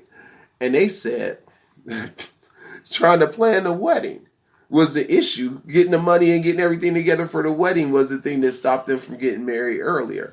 So when I got married, I said, "Well, what y'all doing tomorrow?" What? Meet me here. What? Because I'm like, I if I had to go through that whole planning thing and all that stuff, I'd have been like, "Oh, I'm over this. I'm done." I wouldn't have did it. Okay, now here's the thing. You did it. You did a good job. Yeah. I don't know how you did it. You made it happen. Hey, 3-4 day wedding, man. Listen though, but does she feel cheated? Does she feel cheated? Does your wife feel cheated? Because she didn't have the wedding? Because she didn't have the wedding. It was a wedding. How could she? It was a wedding, but what you saying, because it wasn't big and all this other stuff. Did she wear what she wanted to wear? Did she? Yeah, exactly, that's the whole thing. Right. Well, did you ask her? I figure like this: how can she feel cheated when she got such a prize? There you go, man. Your cough medicine is kicking in. Yeah, right. Oh man, it's horrible. I woke up this morning, it's all bad. But I just do she feel cheated? I think did you ever ask her? From her cultural perspective? Oh yeah, it was a downgrade from how they do it. You know what I mean? It's how they do it. It was a downgrade. I had relatives who married Africans. Yeah, it was coming to America. Yeah, do you hear me? Yeah, it was. Yeah, like I kind of like.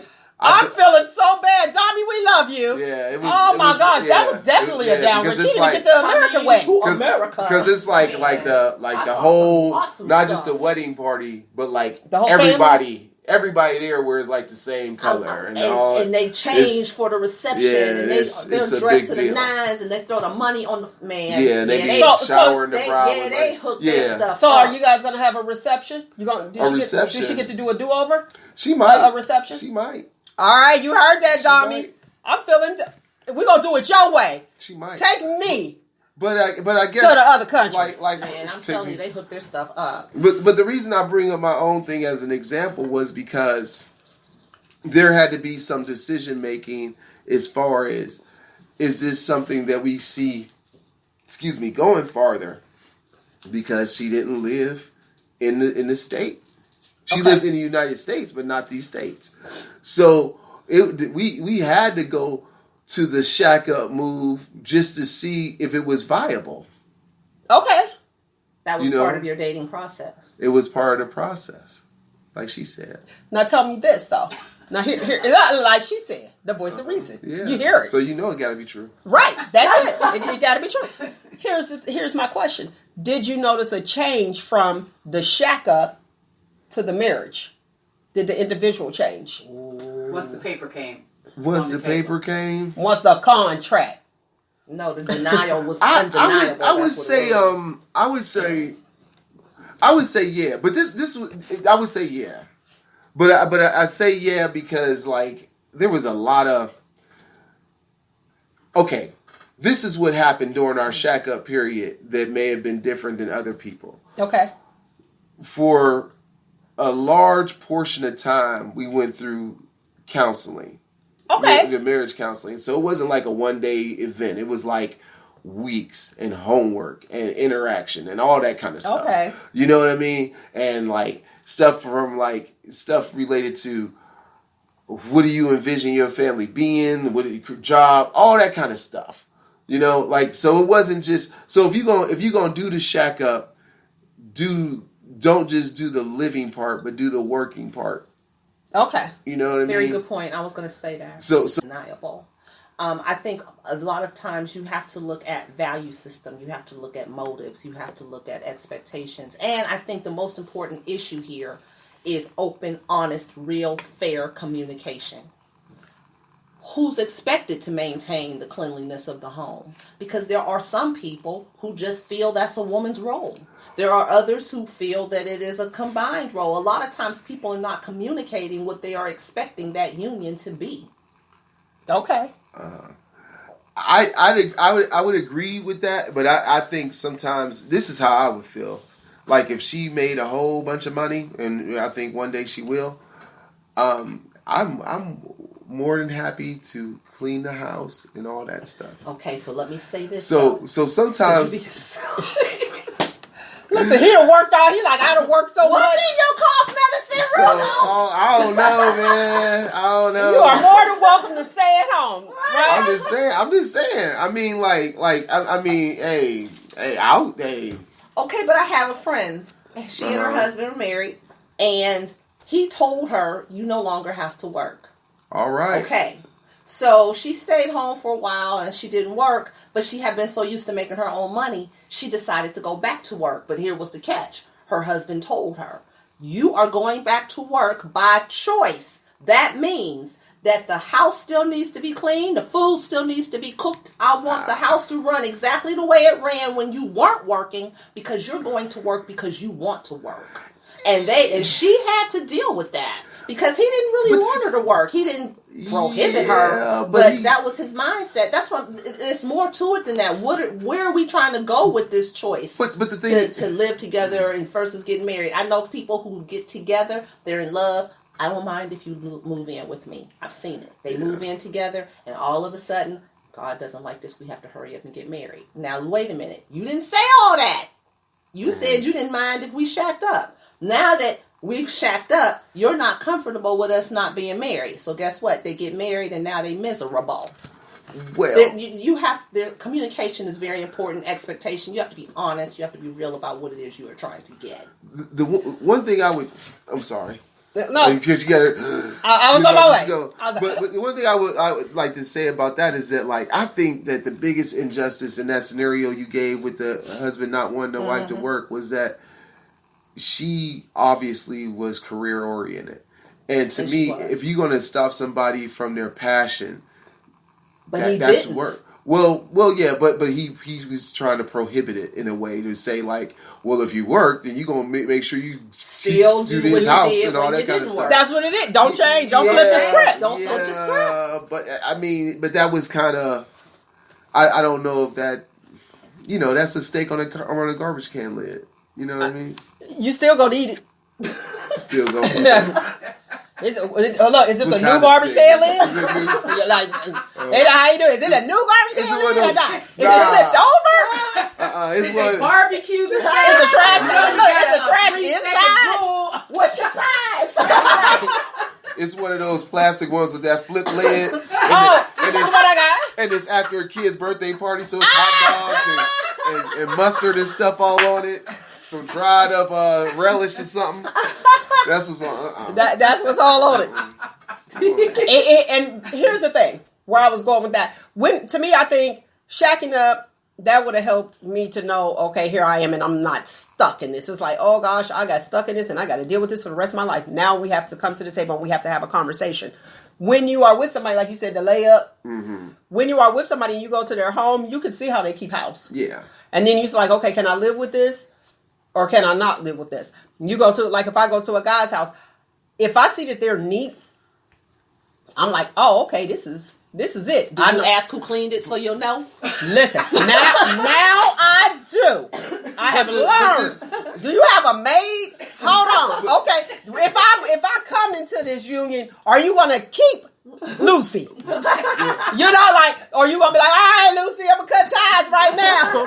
I got somebody to help clean up now. Those are questions that you have to ask. Or if you're dating somebody, you look around, you're like, oh, okay, and then you see like a few things here and a few things there, and you see them trying to clean up for you. Because, like, not all guys, I'm not going to say all of them, but guys aren't really, they have like an organized mess, I'll say. But if I see that somebody actually tried to clean for me, and I know that's not in them, tried to clean for me. That has happened.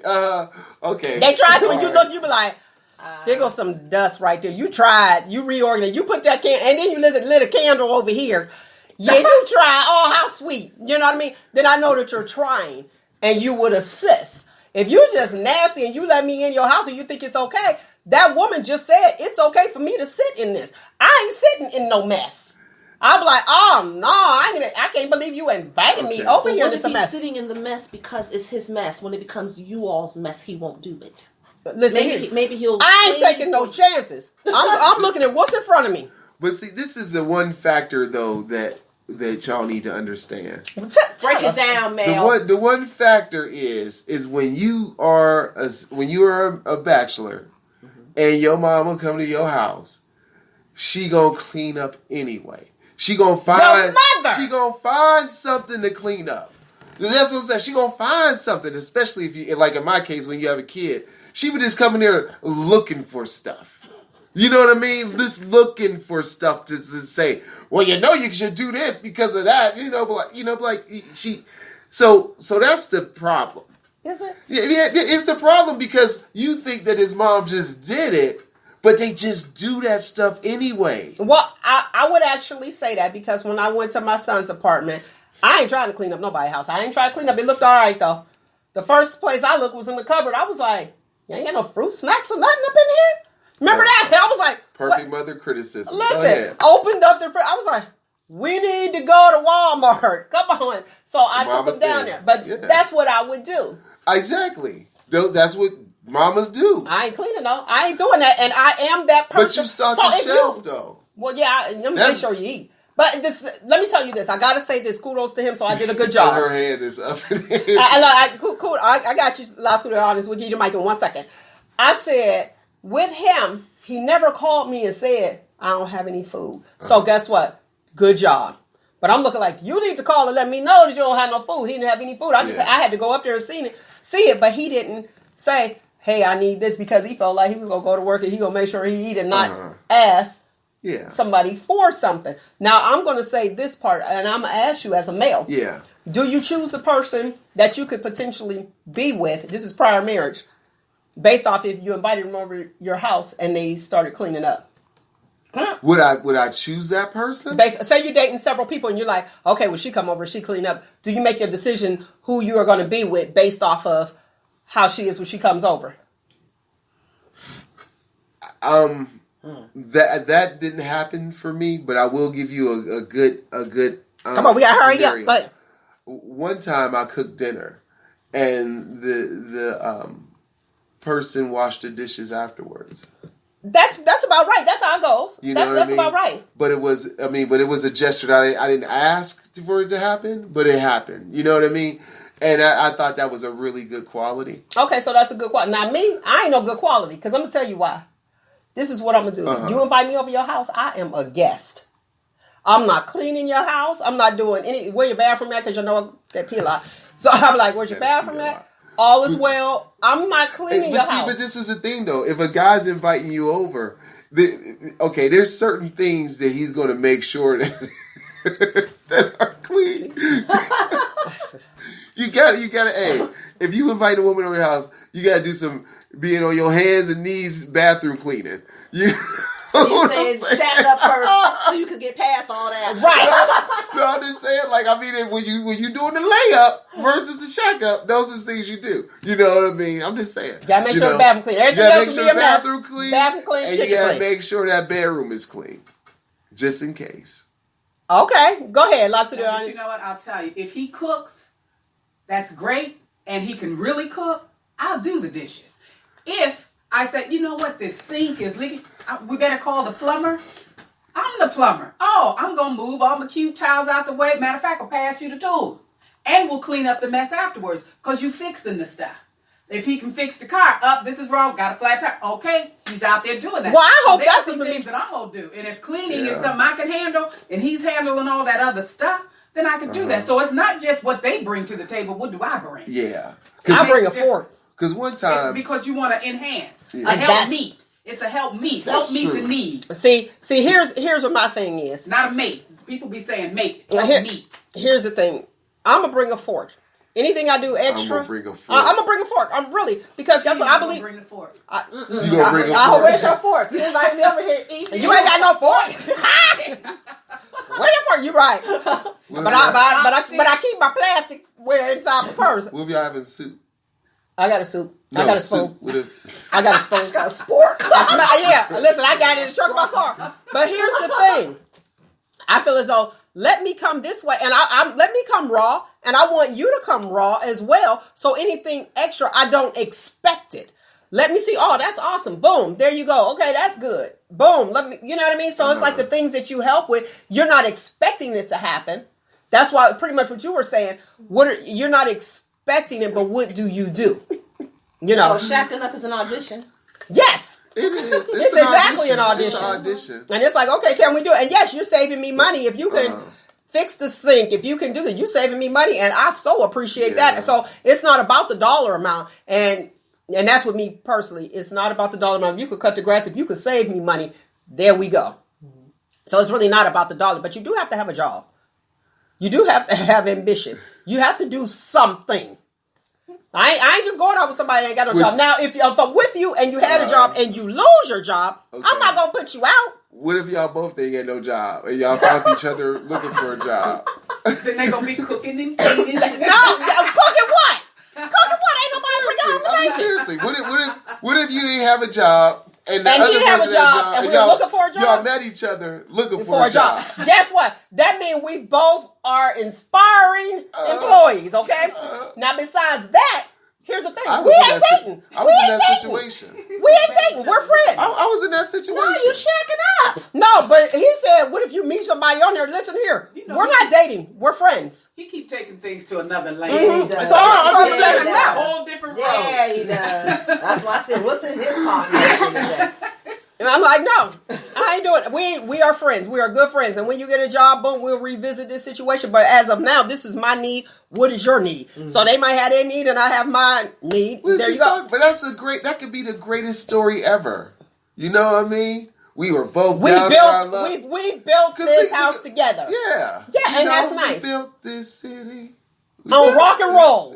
Yeah. Play the music. Hit play, and we friends. How you doing? Oh, I met them at a job. Y'all both out of work. Y'all Right. both out Who of work. paying the bills? Y'all We gonna both wait out for of your work. mother. We'll wait for your mother to come over and clean up and look in the refrigerator and be like, okay, here goes something. Sometimes you know, sometimes things just happen and But it just happen. But here's the deal. Let's be realistic. If your mother is not gonna clean up if you shacking up with a female, she ain't coming over there to clean up. Oh another shit! woman. Oh yeah! What she trying to teach her? I would say had that happen. Did that happen to me? No. Could I see it happening? Yes. Oh yeah. Something you stepping on my toes. You a guest, ma'am. Have a seat. But I don't know any fathers that's gonna go over there and pay bills when their daughter is laid up with a guy. Something wrong with that picture. What now? The same thing, just opposite. It's just flipped. I don't see a father paying bills with his daughter. Got it when she has a guy there laid up. No, a guy there laid up. And that's supposed to be her man. They shacking up, and you calling daddy to pay your bills? Problem. Oh, okay. So that's like the same thing. I don't know. When you're talking about the mother coming over, I think it's the and there's a ambition, woman in the though. house, and the mother I've seen it cleans up. done both ways. Have you seen it? I think it's the ambition of the couple. Nah. Other couple. Yeah. Because I'm telling you, I could write this.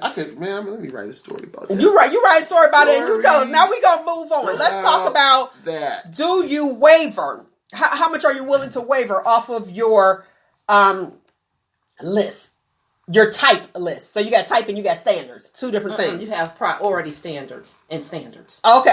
So she said priority standards and standards. You have your standards, but there are just some things you will not compromise. Okay. So how much are you willing to waver? I would say. I talked to a guy, and while you think about this, I talked to a guy, and he was talking about weight. Mm-hmm. And weight. He said when he got with a girl, she was built. Uh-huh. Now here's the thing, and I said, "Oh, okay." He was like cut up. He said, "Now here's the thing. She had children." I said, "Well, she had children." He said she had children prior to, and when I met her, she was built. And then when we got together, I'm like, "Where's your body?" And he said he would have been okay to deal with her weight had he made her that way. Had she had children for him. That's what he said. So I was like, I said, oh, that's deep. He said, has she had children from me, it's okay that she gained weight. But when he met this particular woman, she had children and she was built. And then when they got together, she kind of let herself go. I said, well, was she sick? He said, no. He's like, she just kind of got lazy. He would go to work. Tired. He would go to work. She didn't work. Like you were saying, that same situation. She didn't work. He would come home from work. And when he came home from work, she still was looking like he looked when he went to work. So she didn't even. Yeah. Been there. Okay, so how does that work? How does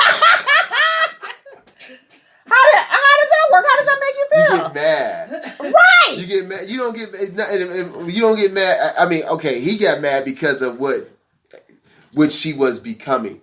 Right. And the issue was like, let's say if she was still built and she didn't do, like, let's say she's one of those people, it don't matter, she can eat whatever, she didn't gain no weight or nothing like that, and she was still doing that. He would have probably still had a problem with her.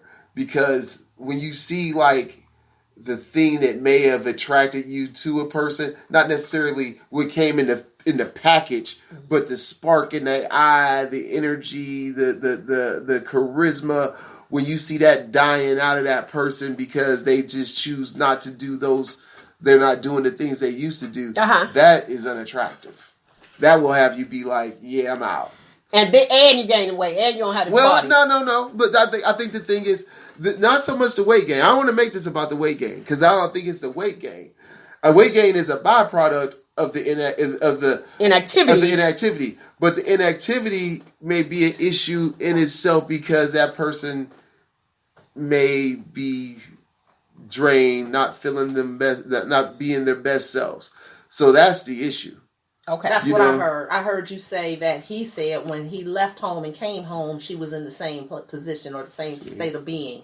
So to me, that changed it. So she's not gaining weight while being productive and trying to take care of herself. She's gaining weight for the opposite of that. She's not motivated. She's not putting forth any effort. Yeah, so that's what I heard. Yeah, okay. And I look, she's rubbing off on me too because I said it first. Yeah, you said it first. A little sprinkle. So it has to be true. It has to be true because Roogle said it too. Go to girl. How about that? And she gave me validation. And you said that it's a turnoff. Oh yeah, that's the worst kind.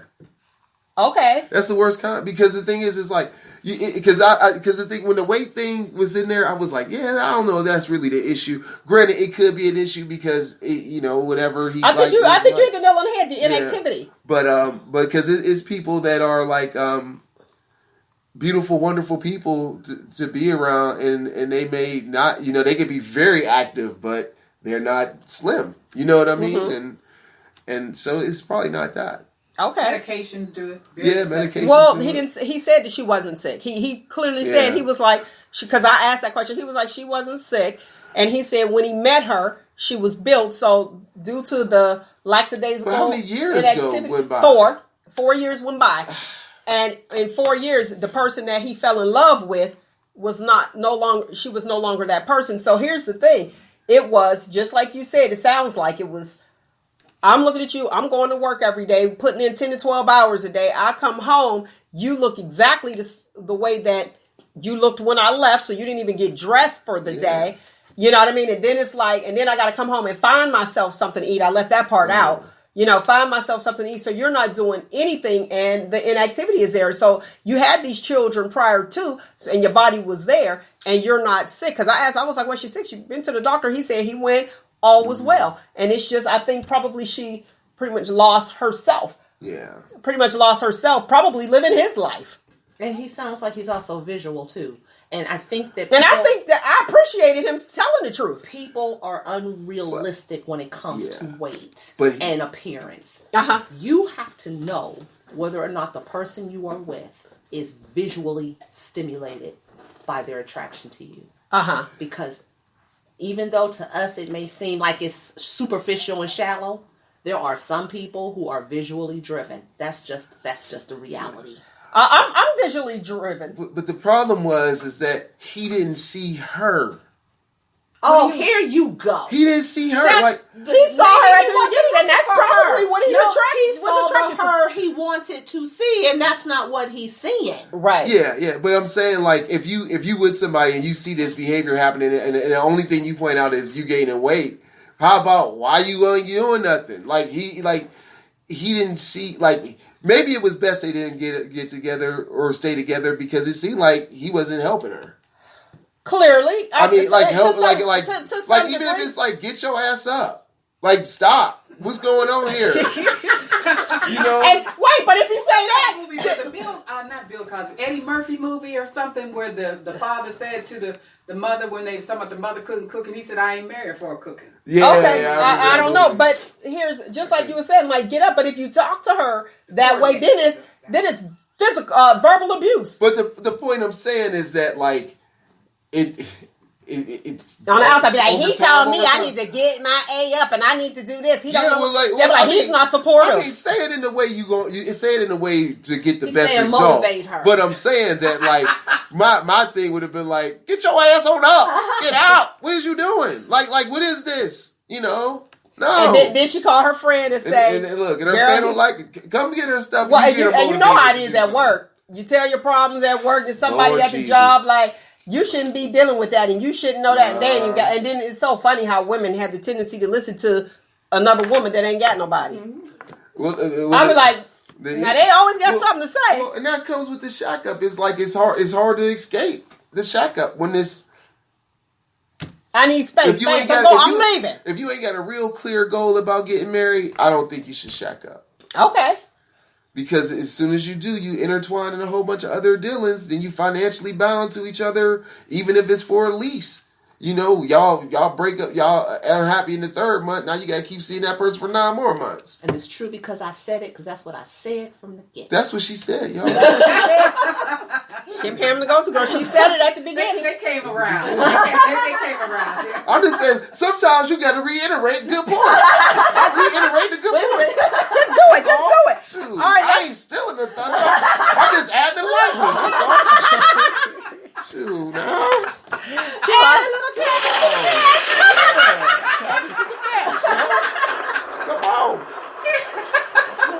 give a little fun there, something like it. All right, let's go with the codes. Do guys have guy codes when dealing with a female? What you mean? Like, if I see it, like, don't tell if I'm cheating code or something like that? Is that... See what I'm saying? That's how y'all... It is a guy code. That is a guy code. I'm glad you said that. Let me go this way. And then it's a guy code. Like, if I want your woman bad enough, I'm telling everything I can tell on you. That's whack. I mean, it's whack, but some dudes do that. That's their code. And that's whack. Because they doing the boys and men thing. You know, they want to connect with the lady. I could be so much better for you than this other guy. Yeah, boys and men, all their songs is like that. Though. They always get girl code. Let's talk about the girl code. Because there is a girl code. Oh, okay. There's a girl code. Right. Your guy code, you said, do you tell if I'm cheating? Okay. The girl code. Dating your ex-friend's man. Is that okay? That's a girl code. So that you have women that be like, your friend's ex. No, I said it right. It's your ex-friend now. Oh, your ex-friend. Y'all ain't friends no more. Right. And not because you dated this guy. For something else. But y'all were friends. And her and the guy ain't together no more. Right. Ex-friends. Ex-friends. Ex-friends, ex-man. Right. Ex-friends, man. Ex-friends, man. Oh, so you and I aren't friends anymore, and I just start dating your dude. Your dude coming. Whoa. Ex-friends, man. Oh, yeah. Is the girl code. Do you do that? Yeah, that's what I'm like, Now, how about... have a weird way of thinking about revenge, though. Okay, so you think it'd be revenge? I've heard something. I heard some whack advice given to this one lady. She told them. She said, "Put on your Ephraim dress." You know, I know about that. Yeah, that's a mini dress. That's like the wrong advice. Is it? Yeah. Okay. If someone harms you, if someone emotionally harms you because they do something bad towards you or step out on you, why would you want to put your energies into that when you should be putting your energies into like not being with the person if they do that? Now you're right. I'm not going to give myself away. Assume down the line somebody gonna get it. I was going to say get back. But yeah, that's how I heard that. Now you compromising yourself, yeah, right? Because you're the only one losing. Right. I was like, that's dumb. I told him like when I heard it, I was like, why would you give that advice? That's dumb because guess what? Here's the deal, and I'm a female. I just feel like, and this is just my opinion, okay? My opinion is, if you sleep with somebody and talk about revenge, you want to sleep with them anyway. And that's it. Because you don't just give yourself to somebody because you're mad at this person. That doesn't even make sense. It makes none. Now, here's the thing. What does a girl code come into effect when you know it's a guy that both of you guys might be interested in? Your girl, she sees him. She likes him, but he likes you. So you two people. You're there, and you're like, okay, y'all both see the guy at the same time. Yeah. And you're like, oh, okay. You might not say anything, and then she actually voices it. But she likes him. But he likes you. But he likes you. The other, yeah. So does the girl code come into effect? What is the girl code? The girl code is you don't date your friend's man. And I want to say this. Here's the thing, ever. That's a girl code, ever. Because you could be like, oh yeah, we used to go together in kindergarten. They'd be like, that's my boyfriend in kindergarten, and then you an adult and you date and be like, that's my ex-boyfriend. Girl, that ain't count. It didn't count. And some women feel like she broke the girl code, and then you mad at somebody that you dated back 7th to 8th grade, and it's like, wait, did we really date? Like, what's the? We just held hands, right? Okay. So really, there's a statute of limitation over how long you can claim a person. You would hope, but I guess there isn't one with the girl code. I guess not, because it seems like it's to infinity and beyond. It's like, what do you do? But that's what it sounds like. Like when you brought up the high school thing. You know, I think the only thing that kind of may make things like where you will be like really defined code would be like if there was a kid involved or something like that. Okay. Because then you taking on the responsibility of now you got to interact with that person. You got to interact with that person because that kid is going back and forth and together and all that kind of stuff. So you really need to make a decision if it's worth having that relationship with that person if you're going to really think about going long term and there's a kid involved. Okay. So what do you determine as friend? A Facebook friend or a friend you've gone to each other's house and it's like, okay, well, you guys aren't together. This is another one. You guys are friends over each other's home and the whole nine. And then you get a divorce. And then that friend decides to date your ex-husband. Is that... You get a divorce. And my friend decides to date my ex. My ex-husband. How long afterwards? Yeah, I don't know, 5 years. Oh. Go ahead. Just go ahead and have at it. What they say, misery loves company or whatever? I would say, you want to date my ex, you should have dated him before I married him. Go, have him, bye. Yeah. And be done. But so you're not friends with that individual anymore? Do you end the friend? I mean... I don't know if you end friendships because of that. I mean, because that's a long... See, guys don't. First of all... Women do. That I've None noticed. of my friends would have wanted to date my ex because they knew what I went through with my ex. Your friends, your real friends. Yeah, so... I'm quiet because I've been in a situation on both sides of it. I've been in a situation where a friend liked the guy who was interested in me, but I've also been in a situation where I was interested in the guy and now no longer a friend of mine now went for him because she knew I liked him. Oh. She just went for him. And at the But end here's of the thing, day, did he go for her? He went for her, but it backfired on her. Uh-huh. Because he saw her as the person who had no integrity because she knew. Oh. Now that's okay. Now that's different. Now there you go. Well, that just really Put a means spin that on he it. didn't like her. Yeah, he didn't like her. He just sat there and was he like, called her out. He just laid up. And it's easy to call out people. Laid up and then called foul. Yeah. Right. That's all that was. Yeah. It's like, there you go. Up. There you go. That's interesting, though. So yeah, I've been on both sides of that. Yeah. Okay, yeah, that now see, I think that girl code was like, that wasn't okay. That was very, very different. Yeah. But guys, you said just go ahead. So is there a limitation for men? With the guy code, the guy code is just don't tell. One of the things about, I know for me is like, how if I'm not with that person, how involved how much energy do I want to put into that situation? You know what I mean? Like is it worth it? Is it worth the energy? Like, oh, okay, y'all, okay, moving on. You know what I mean? Like, but it's kind of interesting though, because sometimes the thing that dudes have said, I don't know, I guess everybody said it was the coin sloppy second sort of thing, and they'd be like, well, if he do that, but then sometimes you can see something where you be like, well, why is it that this dude is like following the pathway of all the chicks I dated? Like, that's you know what different. I mean? Like it'd be like that's what I think. It's personal. It'd be like, man, you must really admire me because you want the things that I had or have, or you know what I mean? Like, because you see, sometimes you'll see that pattern in some folks, and you'll be like, well, come on. Imitation is the best form of flattery. Yeah. But you see that, you'd be like, just go get you something new, fresh, and you'd be like, I ain't introducing nobody to you. Now here's my thing. You have different women who some don't express that they're interested in somebody. They're just quiet, and her and the guy know. Her and the guy. The guy knows though. But let me go back to this other one. So she's interested in him. She's quiet. And then the other friend, she actually voiced it, but y'all seen them together. Y'all seen this person. Y'all were together. Y'all met this person together. So often there's women that will be like, well, she really like him. I'll back up. But you were interested in him and he likes you and not her. I backed up. But why?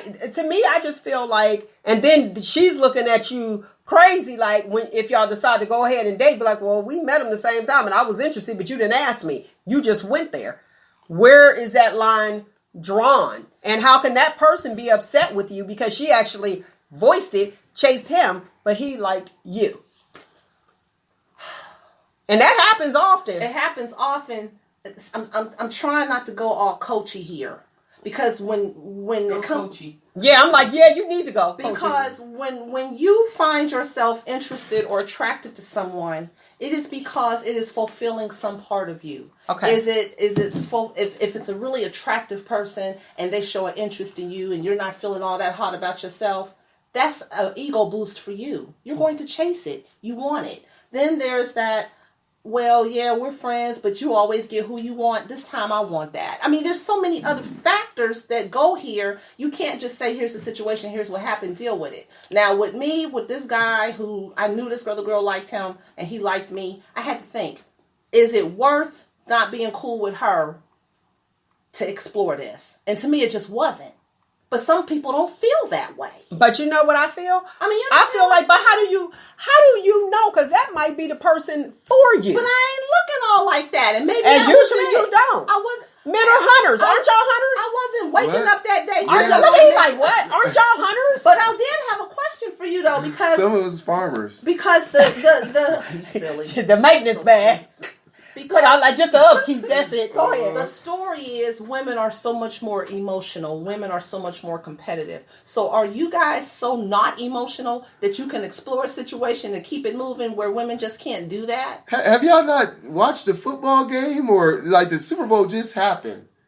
It's just emotional. You see guys crying over a game when they get paid millions of dollars. But they have something to lose. When we're talking about intimacy between people, the story is, and that's why they say women are like that. Women are emotional. Women come from a different place when they're looking at a man, and we're competitive and all of this. And the man is saying, "Well, it's just an act. It's just a situation. We do what we got to do, and we keep it moving." Is that true? I think it may be true in certain circumstances, and I think it's true off of how you value the person. Because, like, if you really like the person, you ain't really trying to do that kind of stuff. And then sometimes, if you realize that you like the person, and then you realize too late, you made a mistake. You know what I mean? So I really think it's about how you value the person. Like, for example, Color Purple. He treated Celie really bad, right? But when Suge Avery came down, he was trying to make breakfast and everything. You know what I mean? So, you know. He must have been visual. Well, but the thing is like, he came back and he realized his wrongs. But the issue there was that, like, he was willing to, like, to turn over heaven and earth for this woman in that, just because, And I think that hopefully everyone has the opportunity to meet somebody that they would like to turn over heaven and earth for. Yeah, but I don't want to be with somebody that just complacent, like I'm just a security blanket. So yeah, turn it over. I need all that. Thank you. Yeah, and if you feel like it's not, I mean, not in a way where it's like, oh, they buy me nice stuff, so that's why I like them. But in a way where it's like, okay, I see you moping on the couch. Get your ass up, and and I mean that in a good way. But that's your love language. Yeah, I'm like, what? Listen, and when I come back and be like, well, ain't nobody said nothing about you. Don't eat another grape because you're about to float away. Come on. I'm like, listen, I'm the same too. Love language goes, he's cussing them out. Cussing you out. I'm drill sergeant. Get your way up. I'm like, get up now. I'm like, what you gonna do? You moving? I don't see nothing. I gotta come back. But it is true. Back to the matter at hand. That can be a turnoff on both sides, from a female's perspective and a male's perspective. It sounds like, because I am a visual person. I have to be attracted to you. Like I said before, I dated somebody that had a dash of ugly, but he dressed nice. It's nice. Like, if you smell good, you dress nice, I could work with you. You know what I mean? And you got to have a great sense of humor. If your sense of humor is gone and you don't smell good, you up here smelling just like ivory. You know what I'm saying? Yeah, like nothing. Like, you don't stink, but I don't smell nothing different. And I'm just like, well, and you don't dress nice, and you sitting there, and you like, oh, okay, just throwing on the same sweatpants. Okay, and don't get mad when I look at that guy who is well groomed, who is smelling good, who is smiling and making me laugh. Don't get upset. And just because we sat there and signed a document and said that we married, that's probably why. You could shack up for 10 years, and then I'd be like, well, wait a minute, you didn't get comfortable. Hold on. I want you to be comfortable in your own home, but I want you to, how you got me, keep me. My grandmother said that the way you get, the way you get them, she said, if they're attracted to you, because she ended up telling me, she told me don't drink the ice water. I'm telling all you young ladies, listen, y'all give birth, don't drink the ice water right after, because she told me your snapback won't be that easy. And, after you give birth. If you drink a cold glass of water. Well, yeah, it freezes. Listen, that's what my grandma, rest her soul. Okay. That's what she said. Because she was looking good. And she had 8. And she ain't cursed, but she pretty much said the same thing to us to keep it going. Get up. You looking fat today. You know what I mean? So she ain't saying get your fat A up, but hey, that tough mama love ain't nothing like it. And that's when you look, you're like, oh yeah, my grandma do look good. She is, cut up, looking great. But here's the thing. You have to look, I done went somewhere else. You have to keep that same energy that you got me with. Keep it. And call it what you want. And you be like, oh, I can't get comfortable in my own home. I got to go work out. I got to do it. That's what attracted me to you. So don't get mad when I go looking at somebody else that's built that way. The same thing when we talked about the hair love. We talked about hair love. Okay, we got it. So when I was attracted to you, and I talk to men all the time, and they say the same thing. When I met you, your hair was like this. I like your hair this way. And they'll say, I like your hair that way.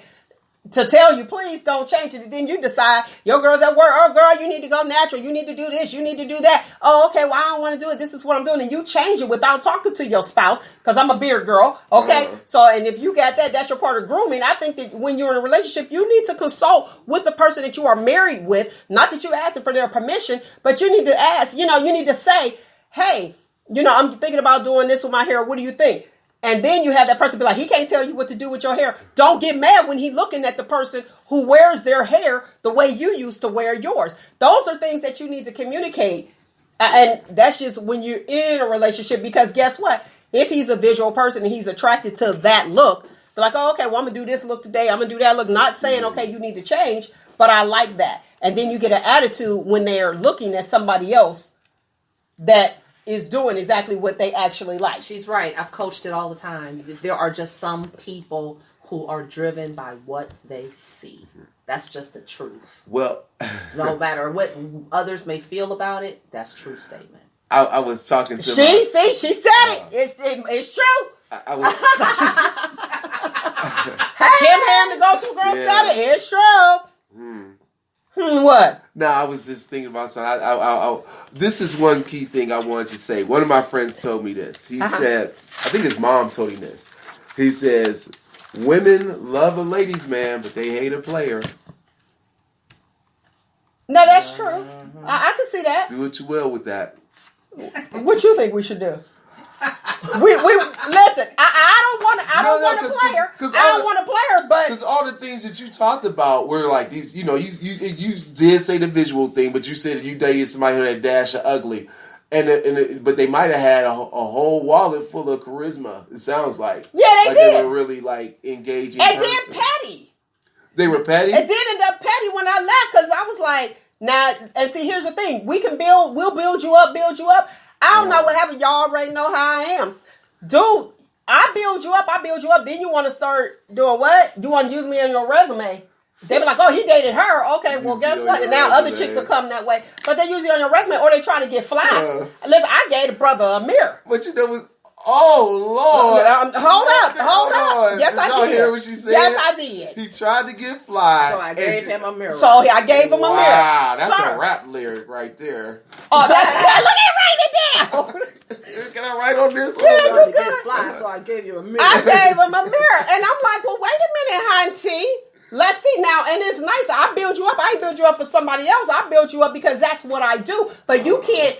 You're constantly pouring into somebody else. Are you really writing that? And they're not pouring. And they're not pouring into you. It's like, well, wait a minute. You might be taking all of my juice, and maybe that's why I'm not able to get up. When you go to work and you come up, I done build you up for something, everybody else paying you attention, and you're like, okay, but yeah, when he's trying to get fly and thought he was all, I was like, well, let me get you a mirror.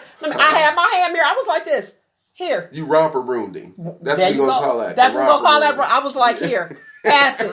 He was like, what this mean? I was like, I think you need to look at yourself like, listen, you got a certain type, and then you got a standard. And those are two different things. And that's what I need for every one of you to know. The type, you'll waver. Standards, you won't. And you said, what was you saying? You have standards, but you have priority standards. See, standards and priority standards. And you ain't got to be the cutest. Like you said, charisma. The 3 things you need: smell good, dress nice, and make sure you dress, fly. and a sense of humor. Well, that'll take you far. Yeah, I think the thing is because like sometimes when you just can go in there and light up a room, that can get you some stuff that you didn't really think you could get. Exactly. You know what I mean? And that's what happened. And I'll add more to that off camera. But that's the truth. That's what happened. I was like, the show, but they got to be said. Right. Go ahead. I don't know. Where we at? I don't even know. What's the question of the day? Listen. Oh, the Shop Talk question of the day. Yeah. We ain't got time for the Shop Talk question of the day. Oh, okay. The Shop Talk question of the day was actually, what is a turn on? It was wait a 1 second. What is a turn off for women that guys think is a turn on? A turn off for women that guys think is a turn off. So a thing that a guy would do thinking that he's gaining points, but a woman is like, yeah, no. Yeah, like mine is licking lips. Like, get out of here. Spitty lips. Maybe too much cologne, I would think. Okay. Like the guy's like, oh, this smells like you gotta get somebody, oh, this smells good, and then that ain't it. Dinner. I'll read some. I'll let you guys know some of the comments. What's your thought? What's a turn off for women that guys think is a turn on? A cliche line. What? Like, did you where you been? Are you tired? Because you've been running through my mind all day long. See, now that's hilarious. What? See, that's hilarious to me. But that's a good one. We had some people that comment. Listen, some women said, sucking on my nipples. Guys think it's a turn on. That's a turn off. One girl, she was like, that stuff hurt. Another person said, grabbing themselves. That is not a turn on. Looking somebody up and down and just staring at them. Yeah, that's not. Yeah, right. That's not a turn on for women. Mm-hmm. What other ones? I can't. Live studio audience. Did you notice any other ones that I didn't touch bases on? Oh, okay. Well, you guys can check it out. Bragging about what you have, how much money you make. Oh, yeah. Listen, that was one. But listen, that shuts me down. Yes, that is. Stand that. That is, and the other one was bragging about what you had, or you were the man in high. We're like when in high school, sir. I won the variety show at 81. Right. Hey. Go ahead, Live Studio audience. They shake your hand as an intro, and then they run their finger up the middle of your hand. That's the worst. That's so. Yeah, you that are is hanging around some creeps. That is creepy. I told you where. Yeah, it's disrespectful. I would tell you this one. Go and tell the people. One thing. At church. Go ahead. Because I witnessed this happen when men offer women gifts in the beginning, like this one lady, she said that was a turn off for her. Now, some people feel as though that's a turn off, and they also feel as though that's a sign of a narcissistic behavior. Give me some gifts. Look, I don't see there's an issue with that. Do you? Getting gifts at the beginning, they were like large gifts at the beginning of a relationship. I don't think if they're used to living that way and that's how they are, and they invite you to come somewhere. Inviting to go somewhere is different. Okay. But if I'm just like, hey, we talking and we over the phone talking, and I'm just like, let me buy you a diamond tennis on bracelet. our first date. Yeah, or something like that. That was a little bit because. Do you think? I would question why you're buying me that on a first date. Yeah. Okay, because then the thing is when you start to exchange gifts that early on and they're that expensive, usually there's some presumptuous thinking there. Yeah. Really? And see, I don't think of that like that. I'm like, thank you, appreciate it. Doesn't entitle you to something. No, it don't. There's a message I'll let there. you know off top. In my mind, I've already made up. But I hear you. But I see that's what the turnoff was. You know what I mean? Yeah, I got you. See, me, that doesn't turn me off, especially when you deal with the type of people that, like the people that I date. That's just like normal behavior. But I will say one time, this was some years ago, I'll tell you back then, it was a Cadillac STS. Somebody bought me a Cadillac STS. All right. Then, when they thought it was going to be something, I parked that Cadillac STS, and see, it wasn't even mine anyway, because, okay, you got it, but my name is not on here. Mm-hmm. So, okay, I'm just driving this, okay? Appreciate it, even though I had a vehicle.